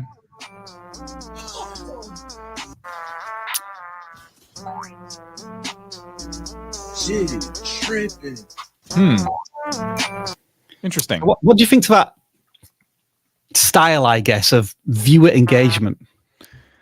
I think it's an interesting strategy. I think the trending music may get people to initially stop scrolling, and then very, very quickly the quiz kind of comes up, so you get a sense of what's going to happen. It took me a little bit too long to read like or comment as the way to select, choices. Yeah. I would be cheeky and say like or dislike. Personally, I understand they're trying not to get dislikes, but it could be kind of funny, especially if maybe you always put the right answer as a like, or maybe you don't. But likes and dislikes could equal engagement. Maybe the dislikes could kill the short. I have no idea. It could be worth testing. The problem is that the viewer can't see the dislike, so they wouldn't be able to. Oh, we can see it here, but it's not on the short mobile player. You can't see the count, so you can see you would know how many people vote for A, but you wouldn't know how many people. Yeah, that doesn't matter. I guess so. Yeah, you are right, and it almost seems like the engagement part of this is not relevant because people aren't commenting that much. versus likes. It's hard because like if you're trying to encourage them to get comments by the answer being comment, it's just difficult because if you're scrolling through the short shelf, it's really hard to get someone to commit to doing that, right? Like it interrupts the scroll in a way that might not be acceptable to a lot of viewers. Like when I'm scrolling through shorts, the last thing I'm going to do is leave a comment. I'm just trying to get my quick hit of entertainment, some quick dopamine, and then I'm going to move on. So it might be why these videos tend to get like 5,000 views and they don't seem to get much more, because there only is that much of a market for this. But it's a guess. I don't know. These videos are perfectly aligned for the loop because everything happens just a little too fast for you to capture it on the first attempt. Like you can't read what's going on here in the 3 seconds that it offers you.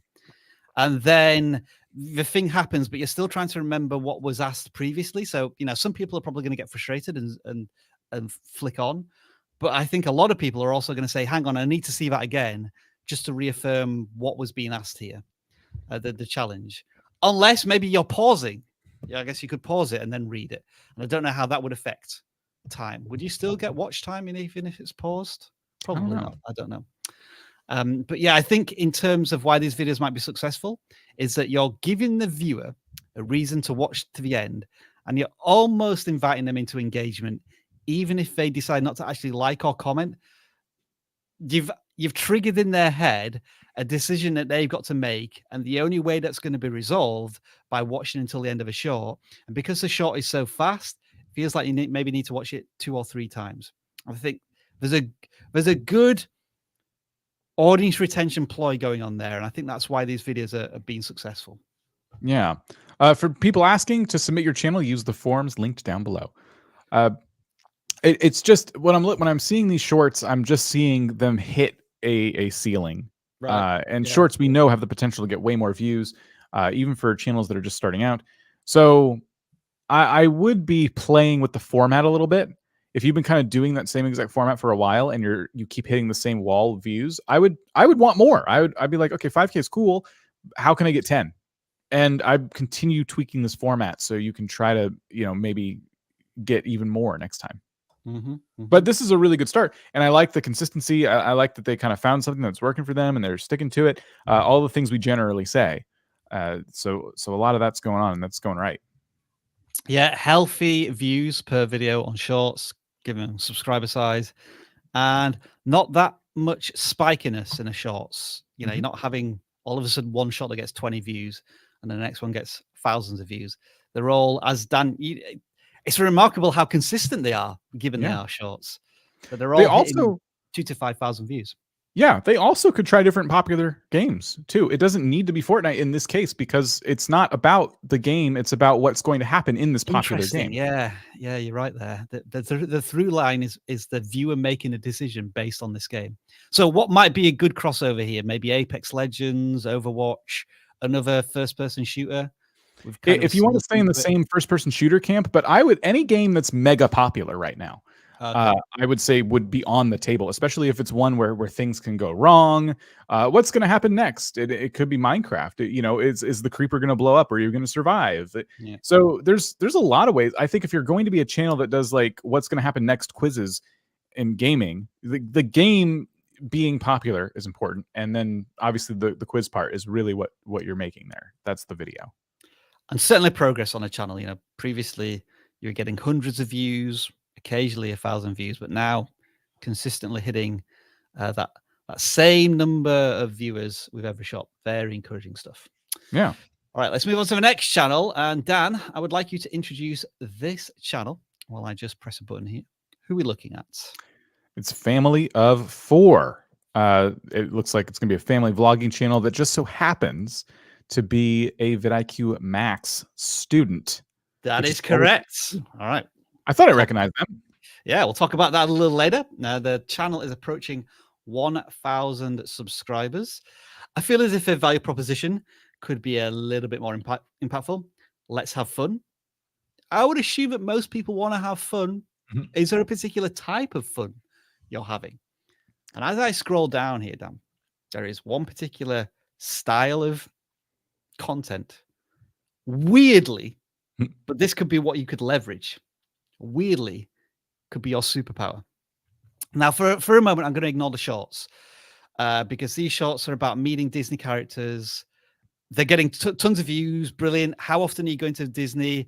Are you going to be able to do that content on a long-term basis? I don't know. But what I am seeing here is when you do reviews or involve your family in inflatable backyard pools, you get a surprising amount of views. 121,000 views here, 6,000 views there, 1,000 views nearly there, 3,500 views there. I'm hoping this one is going to pick up some traction soon as well, which is more stuff in your pool with lots of orbs in there. What are they? Mr. Beast did a video on that, didn't he? What are orbs? I don't know. Are they called orbs or Orbeez? I thought they were called Orbeez, but I've never heard anyone say it out loud who knows what the heck they are. Yeah, they're these fun little jelly looking orbs that people jump in a lot. It tends to be you remember elephant foam? They're kind of like that trend on YouTube, right? Like just the thing people get a lot of. They amass a lot of it and they just do all kinds of stuff with it. But what I'm seeing here is that currently YouTube / the recommendation system / the audience are not that interested when you do other things like raising super cute baby ducks or trying out this food at a kitchen or even the longer form Disney visits. It's always the water park fun stuff that is bringing in tons of views. And so for me, where you are currently with your channel sizes, I would become the family backyard inflatable water pool family kings. I know that sounds really weird, but that's how you find your superpower on YouTube. You build your audience off of that, and then you start to explore different avenues of your family, which isn't just related to that one thing which kickstarted the channel. So one of the things that stood out to me on this channel were the very colorful thumbnails when you have the pool and the grass. Like that grass is, congrats to you on an amazing lawn. It looks like fake grass. It looks so good. That lawn is really helping your thumbnails a lot with the colorful thing on top of it. So the one I'm looking at the most is the Intex Rainbow Ring Inflatable Play Center. That thing, a lot of colors, a lot of like it just, you can tell what it is. And there's nothing in the thumbnail but that and the lawn. It's great. I'm looking at the baby ducks one and thinking to myself, well, okay, I don't want you to put baby ducks in this big pool. However, you can, if you're going to be a family vlogging channel that does fun things, I think you can raise baby ducks. I think you can make a video about it. But I think you pitch the video a little bit differently. What about the baby ducks is going to be interesting other than that they're cute?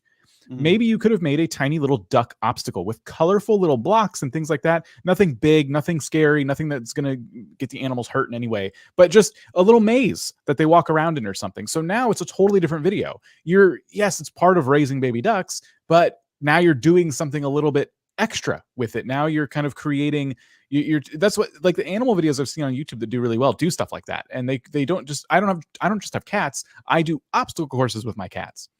I bring my cats fun things and watch how they react to them. So that is another direction. Like you could consider maybe like, of course we put 5 million Orbeez in our backyard pool. That's like a very interesting video because of the amount of thing that isn't water in thing that should contain water, right? Like that's the interesting bit. So what could you have done to take these other concepts and just take them up a notch, right? Like now we're talking about baby ducks, but if you're going to raise baby ducks, now take it to the next level.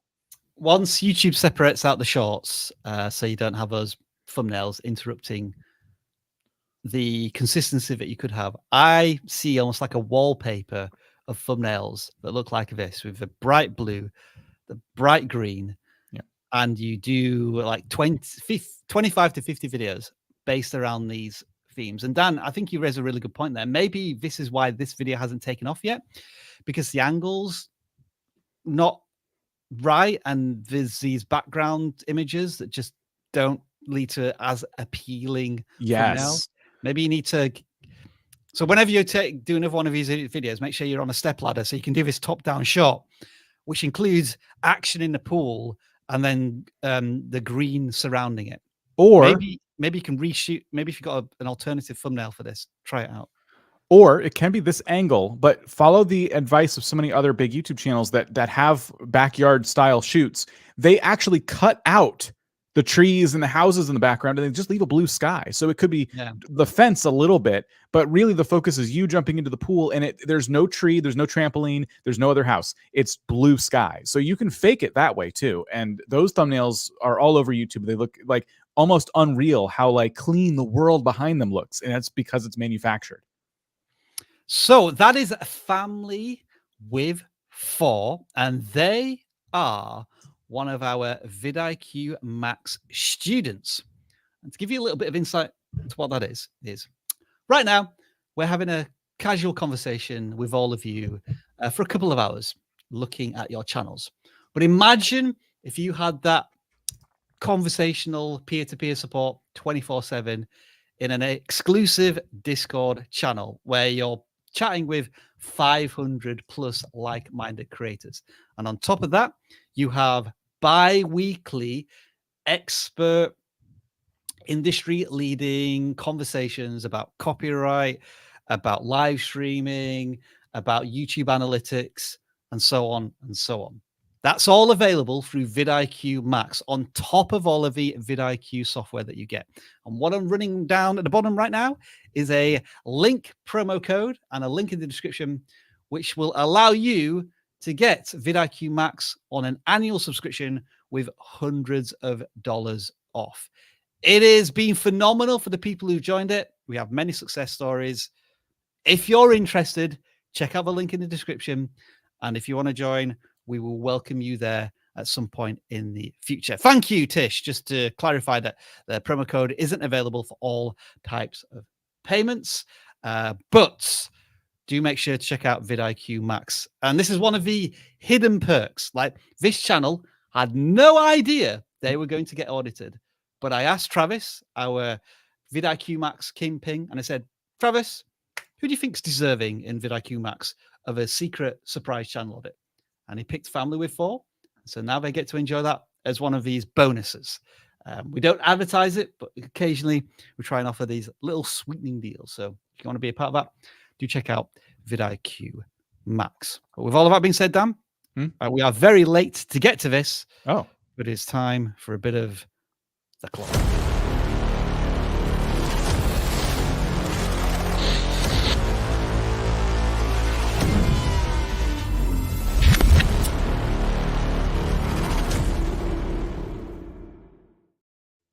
Yes. Oh, will decide your fate over the next 30 minutes, whether to be chosen as a random channel audit or not. Before I do that, let's remove that icon because it shouldn't be there anymore. The icon is gone because now we're back to auditing your channels. You've been submitting in the forms in the video description. And here's how it works. The claw goes into the balls. It picks out a number. That number is completely random. This time it's 4, 6, 3. We have no insight into these channels whatsoever. These are what could go wrong? What could go wrong? What could go wrong? We don't know. It often does. But the big question now, us as new visitors to your channel, we are asking a question. Am I in the right place? Is this channel made for me? How quickly can I distinguish that from the channel banner, the thumbnails, etc., etc.? So with WW Studios, which are weekly shorts, all right, I know the format, but I don't know what type of content it is, maybe why I should be sticking around. Are the titles going to help us out anymore here, Dan? Well, let's see what we've got. It looks like they might be an animator. And so they're making shorts and short videos. Mm-hmm. One of their long form videos has 1.5K views. Yeah, that one. That's a cool start. Wow, is that their own animated short? Let's just. He makes movies. Okay. I'm drawn to this one just by the cool thumbnail. Yeah. Should we take I think a lot of people were. 10-second look at this?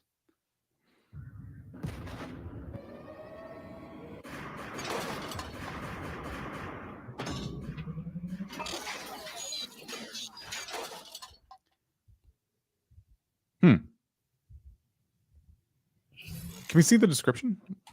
Well, just as a random video we've come across on a relatively small channel, that's incredible if it's your content. Okay. There's director. There's a bunch of credits. Created almost solely in Blender.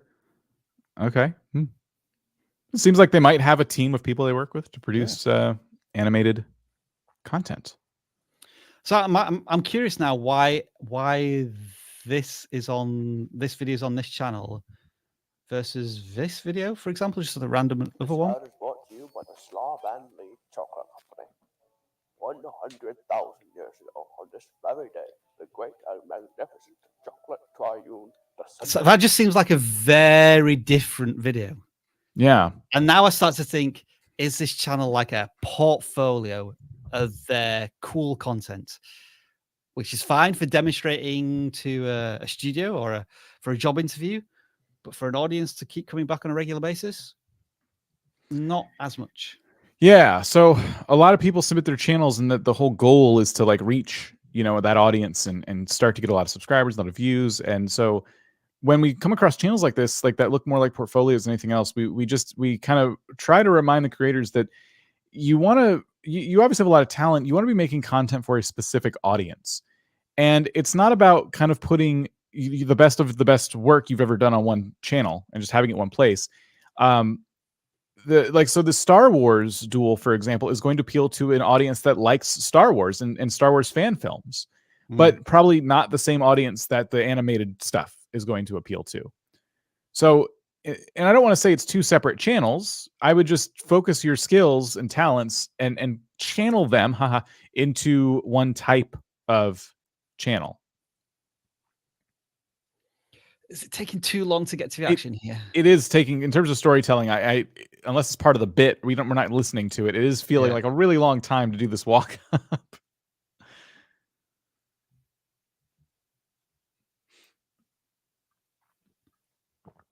It's very clear that the creator or creators are very, very talented.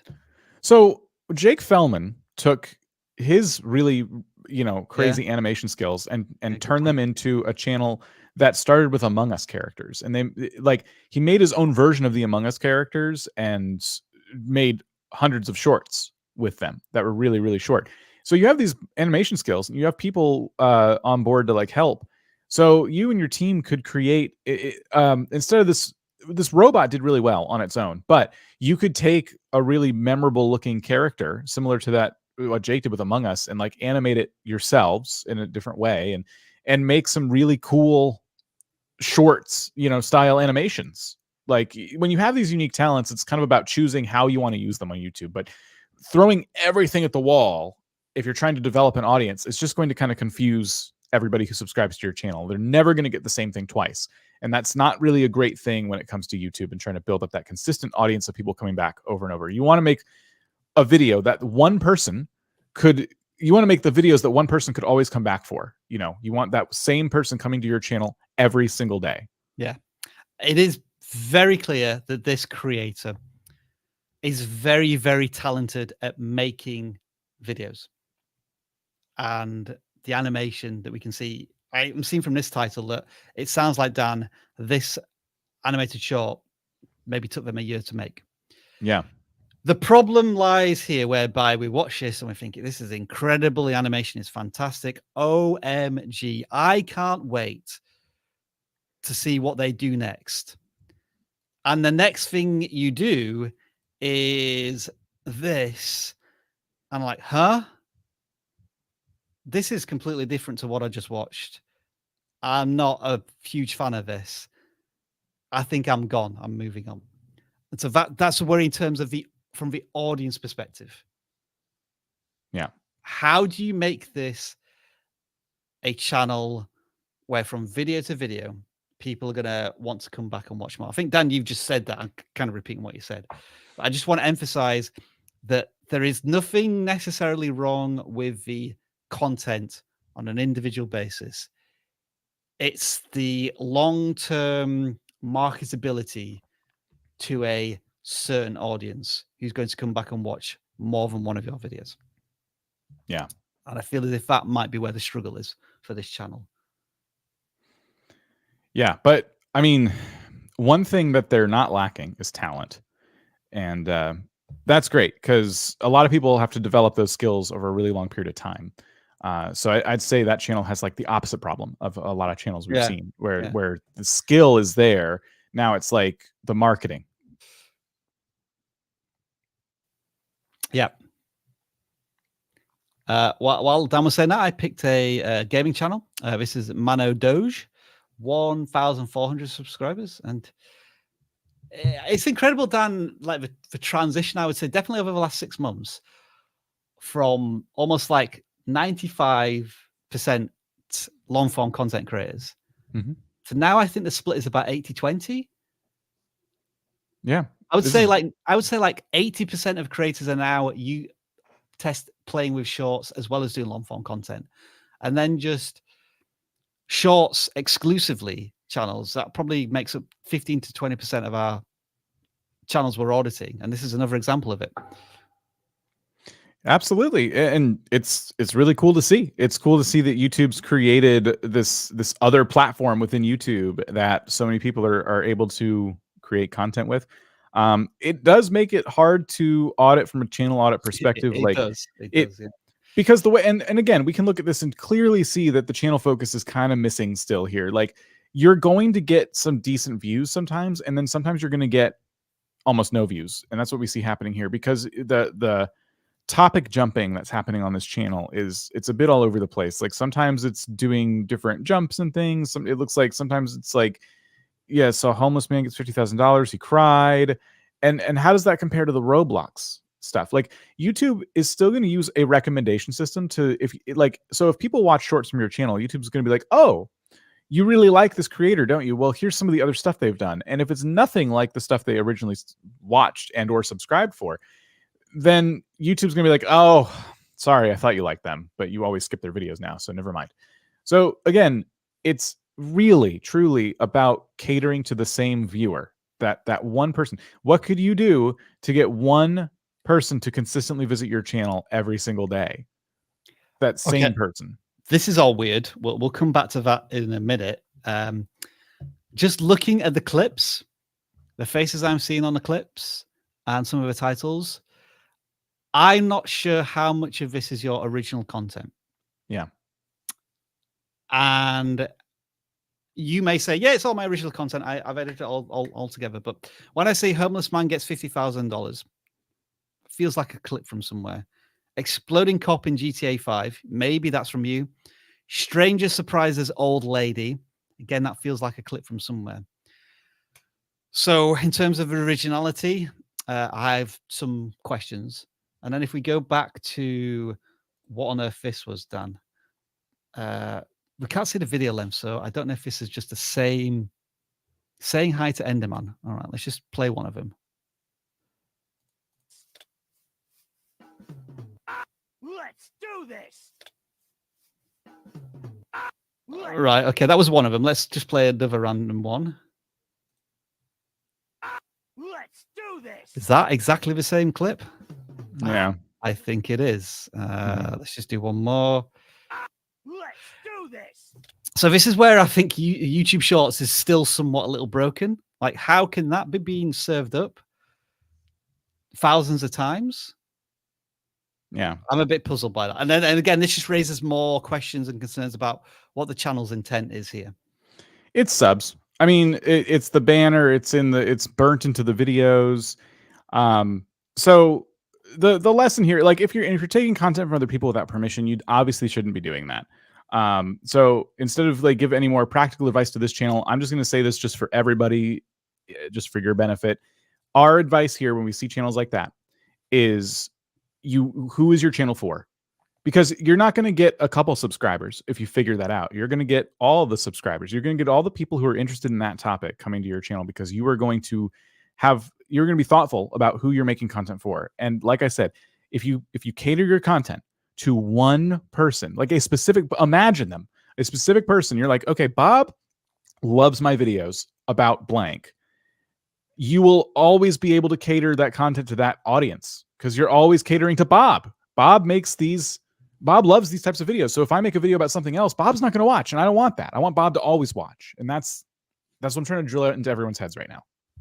Okay, Dan, this channel has 4 videos. 2 of them, well, that looks as if it should be a short, but it isn't. Let's just give 3 general pieces of advice for this channel because they're relatively new, and let's not overwhelm them with stuff. So you do a piece of advice, I do one, you do one. What would be your first piece of advice? More videos. Now, are you saying that because of the cadence, or just they've only done 4 videos so far?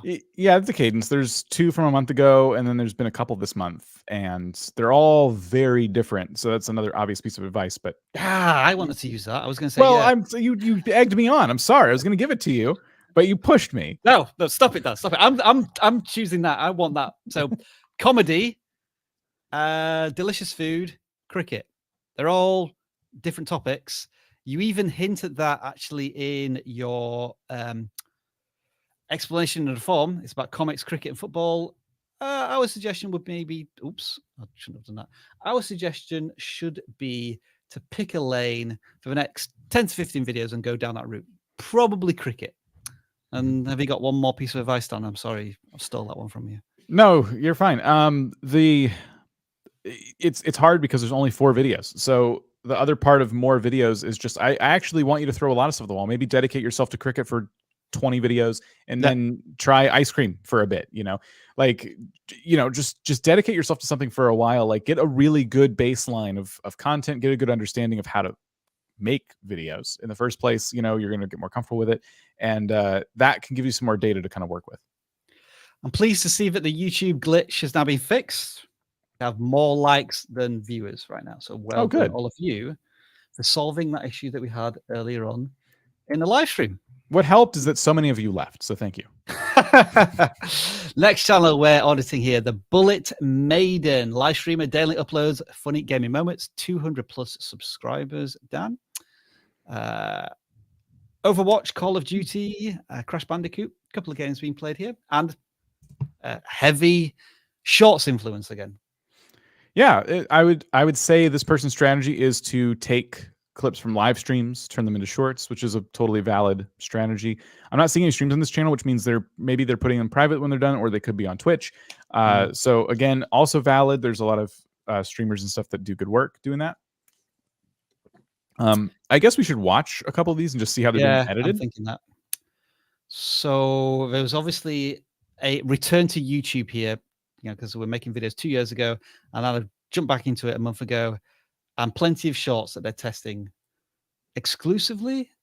Have we got any long form content? All seems to be shorts. All right, so let's pick this one.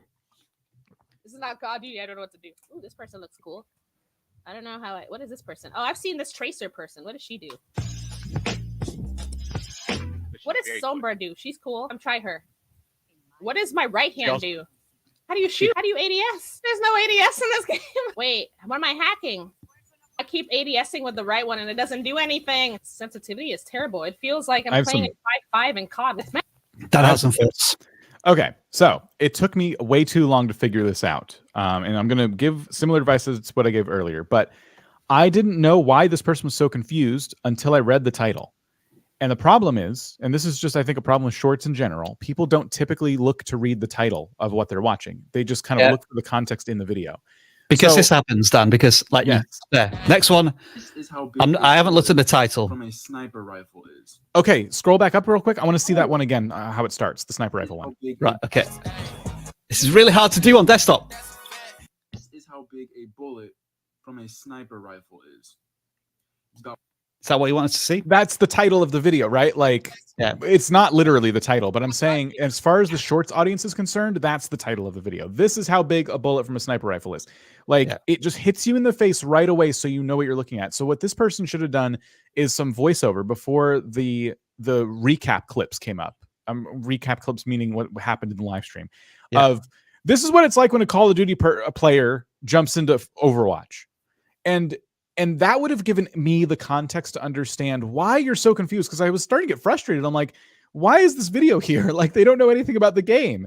And I had to read the title, When COD Players Try Overwatch for the First Time.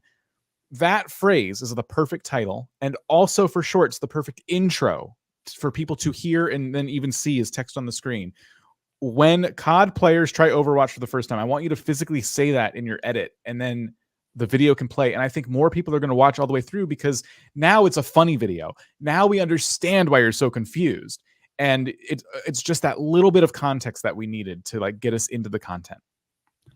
Now, beyond that, Dan, I would say this was almost a flawless short. It was very snappy, entertaining, relatively short, lots of patterning screw-ups.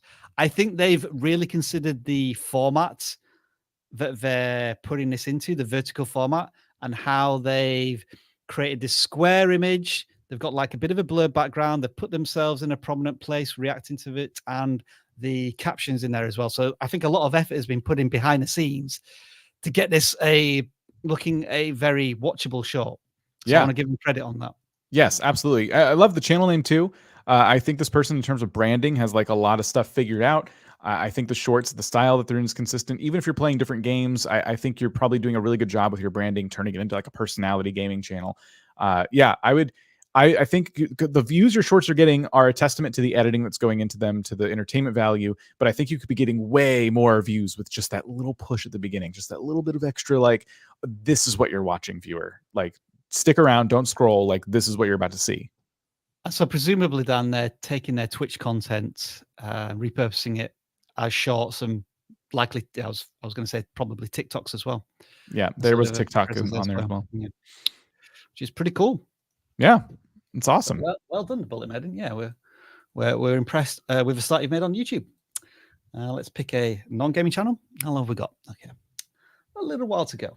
Channel 23 here.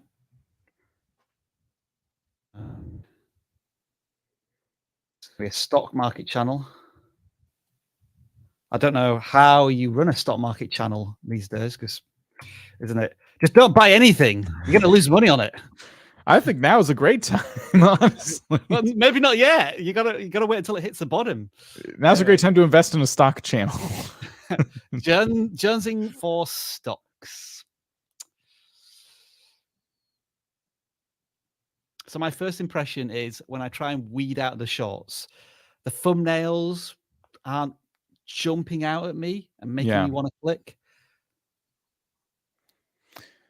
Yeah, mass appeal would be something I would be considering here, because the first video that we saw, the newest video, is the stock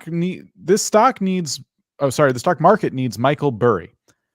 I don't know who that is, but I do know who AMC is. And that's the thing, like that brand recognition, like we talked about way earlier today. Some of these are going to do better than others, because you're kind of speaking over people's heads when you're naming names of people that not everyone's heard of. I'll look at these two thumbnails, and the question I'm asking as a complete novice is, why should I care about either of these? What does an advanced chart enable me to do in a Robinhood app? Does it mean I can predict the stocks going up or down better than people? How should knowing this information make me feel? That's what I'm talking about. A tutorial could perhaps go a little bit beyond the tutorial and tease a solution. And like, yes, now I know advanced charts. I'm going to be able to make an extra 20% per month on my stocks because I understand how this works. Same as the investor index. Because I know the investor index, I'm going to reduce my risk by 40%. And that means I'm going to save more money, and I'm going to feel really good about that. Now, how should these two videos make me as a viewer feel? Yeah. What's the problem you're kind of solving for the viewer? What are they going to get out of watching it? Like, if you're going to be looking at advanced charts, I would assume that the goal is to make more money, right? Because you're going to be investigating the stocks and things like that. So yeah, that could be the pitch. Now, this is a better one in terms of creating fear or threat for the viewer. Stay away from BBBY stocks. I guess to add a bit more curiosity, my question might be why. Is it because there's an investor meeting happening soon, or because the Reddit Wall Street's bets are going to have a run on it, which is going to cause it to plummet? I just need like an extra visual cue as to tease me as to why I shouldn't buy, and then I'll click on it. Because really, I could just look at this thumbnail and say, okay, I'm not gonna get BBBY stock. but I'm not going to click on the video either because you've told me one thing in a thumbnail and that's all I needed to know. Yeah, exactly. I guess in that sense, I like that they're not putting as much text in their thumbnails, but I think a little bit, there's other context that's missing in these thumbnails. It is a very competitive area, stocks trading, day trading on YouTube. And so when I look at these thumbnails and these titles, it almost is like you need to take some cues and some references from the larger channels and try and feed off of that a little bit. Because right now, I mean, I in fairness, Dan, when I look at the view counts and the long form content, they're in the several hundreds. And compared to the channel size, that's not bad. They're not doing bad. But another thing I think about, especially with stocks and trading, is the cadence. Things move so rapidly in this area of YouTube. People want daily updates. And this channel right now is not providing enough information on that regular cadence. 2 weeks ago, 8 days ago. Yeah. I'll probably be wanting to see more. Yeah, definitely. So a lot of tips there, a lot of things to work on for sure. Okay, what should we do next, Dan? I don't know. I'm kind of bored.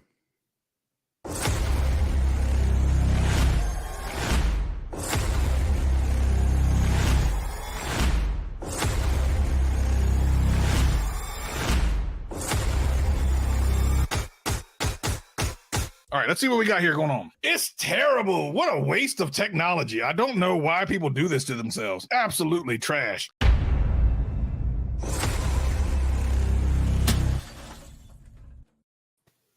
Wellity. Look who's back after all this time. It's been a great many weeks since the Savage Man has been here. Now, there are some changes that I need to address. And number one is my name. So I got my doctorate many years ago at the Savage Academy. Now, of course, I gave myself the doctorate, so it made it a little easier for me to get it. But some tax problems have come my way, as apparently you're supposed to pay taxes. I did not know that was a thing. So I've changed my name to Dr. Savage. It is my French name.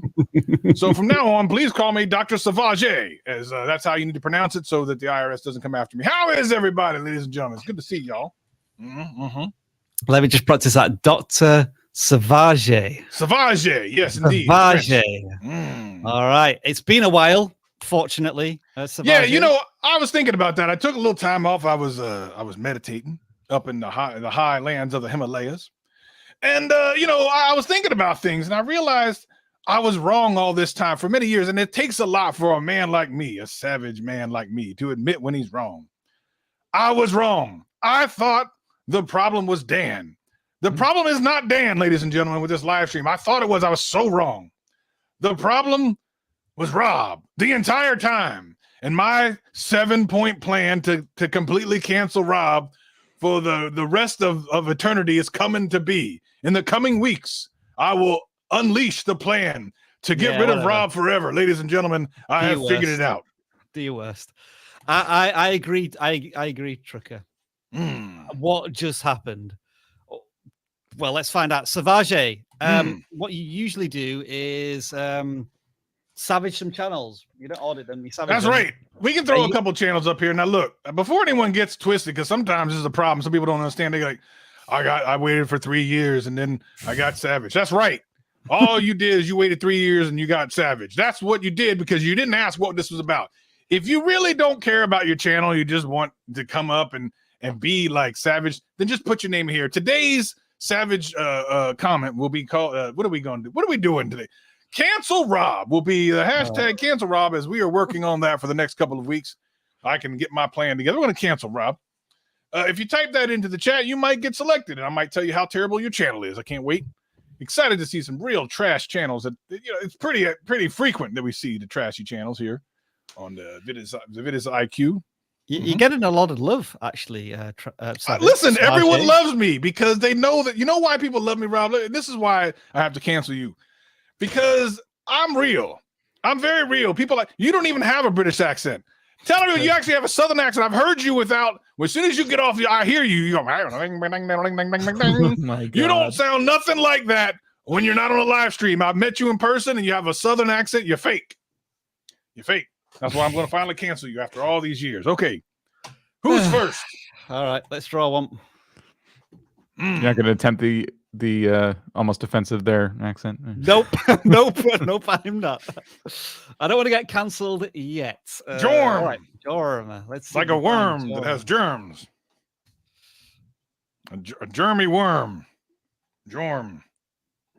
All right. Well, there's more than one Jorm. Imagine that. Can you imagine? Someone came up with the name Jorm, and more people than one was like, "That's a great name, Jorm." Right there we go. There we go. Amazing. All right, what's Jorm all about? Jorm. Lights out. You got some. When you forget about your new Maker Pen UI, what? Light. Okay, wrong way. Rec Room. Wait, isn't Rec Room one of them VR things? Yeah. We put the things over your eyes.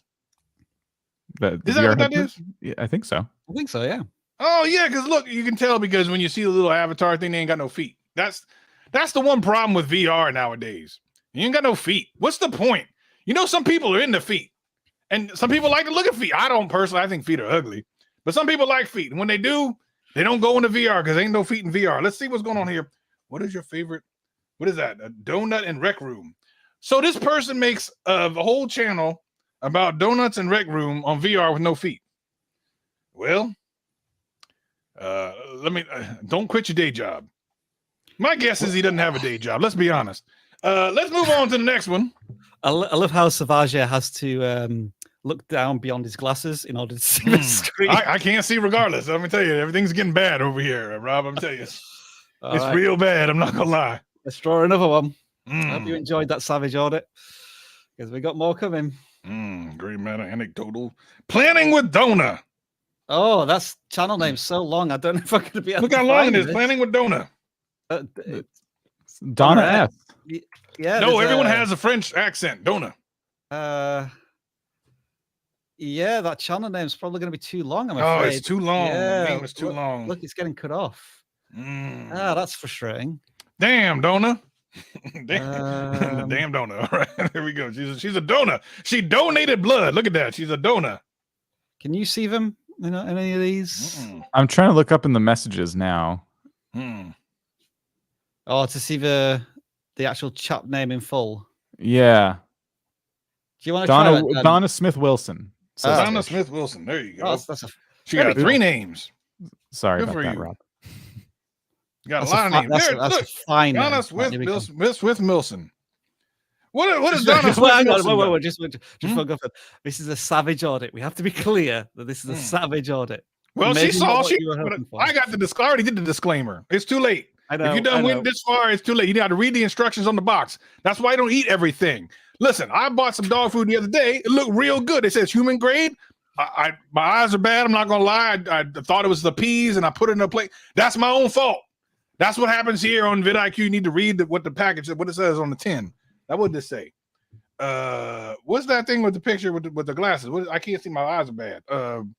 Hidden planner spreads. What does that say? Lucrative planner spreads. What? Let me make this bigger. Oh, decorative planner spreads. Decorative planner spreads. That sounds like something you go to the doctor for. Plan with me weekly spreads shades of gray. Isn't that dirty movie? What is she doing a plan with me with the shades of gray? My God, I know they did some things in that movie that I would never repeat until after 1 p.m. Pacific. Flip flap sticker hack. I like that. Look at that. That was rhyme. You hear that rhyme? I was throwing down some bars there just for a second. And one more. Easy, beginner-friendly layering florals. Florals? I hardly knew her. Okay, one more before we go. Savage, the hashtag is evolving. Look what you've made. That's right. It's happening. Let's go. No, Rob, no peace. Or no, wait, no Savage, no peace. Remember that from like a year ago or so? That worked out real well too. All right, last one. Last one. Demolition Demon Boy. Did this animation. Did this. All right, did this. Let's see. He done did this. Did this. I hardly knew him. I don't know why that makes me giggle, but that makes me He's giggle. making himself laugh now. All right, here we go. What do we got here? All right. All right. Naruto. That's that thing where you run weird with your arms up to your sides. I know that. What's a greeter? That's the people. Who is greeter? Who is greater? Who is greater? I don't know. Who is greater? Would it be Dan or Rob? Put it in the chat. Next, let's keep rolling. What is his true goal? What does that even mean? Naruto, new student learns. Oh, how is this pop? I know. You know what, Rob? I like to watch a lot of them documentaries on Netflix. You know them ones where people get away with crimes and stuff, real bad stuff. Yeah. And I watched one the other day. I'm not gonna lie, real good. They were like really went into the background of this person and how he was doing really bad things to people. And they showed his YouTube channel. This was it. I swear, this was it. Right on Netflix. That dude did all types of dirty things. Someone called the police because they hadn't called him yet. I got 2 more episodes left. Maybe they called him. I'm not sure. But it looked just like this. This channel right here is full of some type of psychopath is out there doing strange things with cereal and cats. I don't know. Great. Cereal and cats. Great. We got a question here. Faulty SL2 asks Savage, why is everybody saying cancel Rob? Yeah, because it's the master plan. It's the master plan. It'll unfold over the next couple of weeks. Trust me when I tell you, just keep an eye. I'm going to put out QR codes. They'll take you to web pages that will not steal your money. Don't worry. Just go ahead and put your bank account in there when you see it. Just scan it. If it asks for your bank account, don't worry about it. It's totally legal. Put in your bank account information. Don't worry about it. Well, everything was going fine until Savage arrived and the chaotic dumpster fire of a live stream comes to an end. Dan, appreciate your time as always. You got 10 seconds to do a quick plug for tomorrow. I'm exhausted. I don't think I need 10 seconds. Tomorrow, we're going to do some video reviews. It's just like channel audits, except it starts, look at your clock. See how it's like the time it is now? Subtract 2 hours. Join us that time tomorrow. Boom. And the rest of the time, because he pays for it, is Savage's. Take it away, sir. I just want to say one last thing to all of you that come to the vidIQ live stream. First of all, you're absolutely welcome for this free advice that you get every single week that none of you take advantage of. I know many of you come in here just wanting to see your channel audited and everything, and that's all you ever want. That's what you want, your name up on the screen so you can be famous. Well, listen, I'm going to save you a bunch of time because right now I'm going to tell you the only thing, and this is the thing that Rob and Dan don't want to tell you. It's the only thing to grow your channel. It's the one thing. It's this. You'll kill.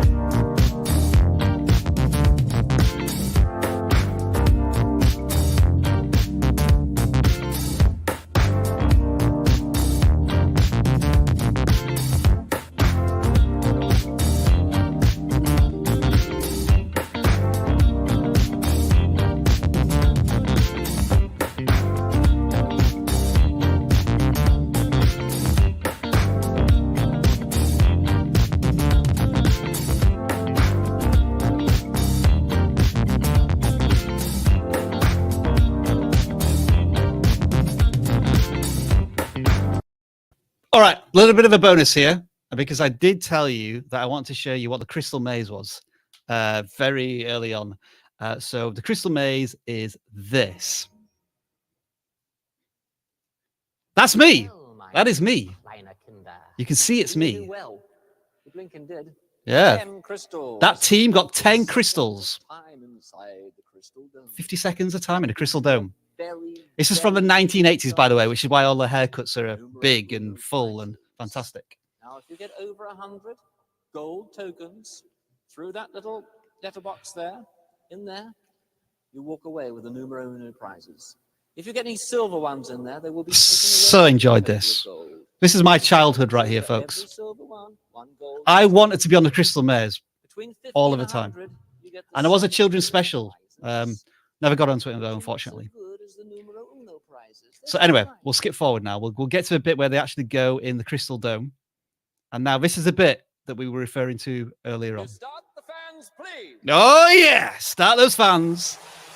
So all the people in the crystal dome have got to try and get those tokens in 50 seconds to get 100 gold tokens. And they almost never did it. I'll bring Dan back in now. Dan, is this looking familiar at all? In any way, we shape, never or saw form? it. We didn't have this. It's cool. It's a pretty innovative game show. It's just, we never had anything like For this. the late 80s as well. This is like 30 years ahead of its time. A lot of rules. There's a lot of rules. And the in music, game. by the way, the music is incredible. I'll let the music run in the last 10 seconds because it gets really dramatic. And there used to be a pub game of this at the bowling alley where you would play the Crystal Maze and you could actually win cash from it. Anyway, we're getting down to a final 10 seconds. Get ready for this awesome, epic music. 10, 9, 8, 7, 6, 5, 4, 3, 2, 1. Love that music. Right, let's see for one. How many did we get? All right, what does that mean? You got some prizes. Charlie, what? Hang on. Brown paper bag. The bad news is that you didn't do very well. Yeah. You did get 155 of these. Oh, yeah. But unfortunately, you got 27 of these. Oh. That gives you 128. Oh, they won. They got more than 100. Well done. Motor racing instruction. So yeah, they get driving prizes and all sorts. Anyway, that was the Crystal Maze. Check it out. It's one of my favorite shows on earth. Dan, we've got to wave awkwardly while I press the end broadcast button, unless you've got anything else to add. Bye. All right.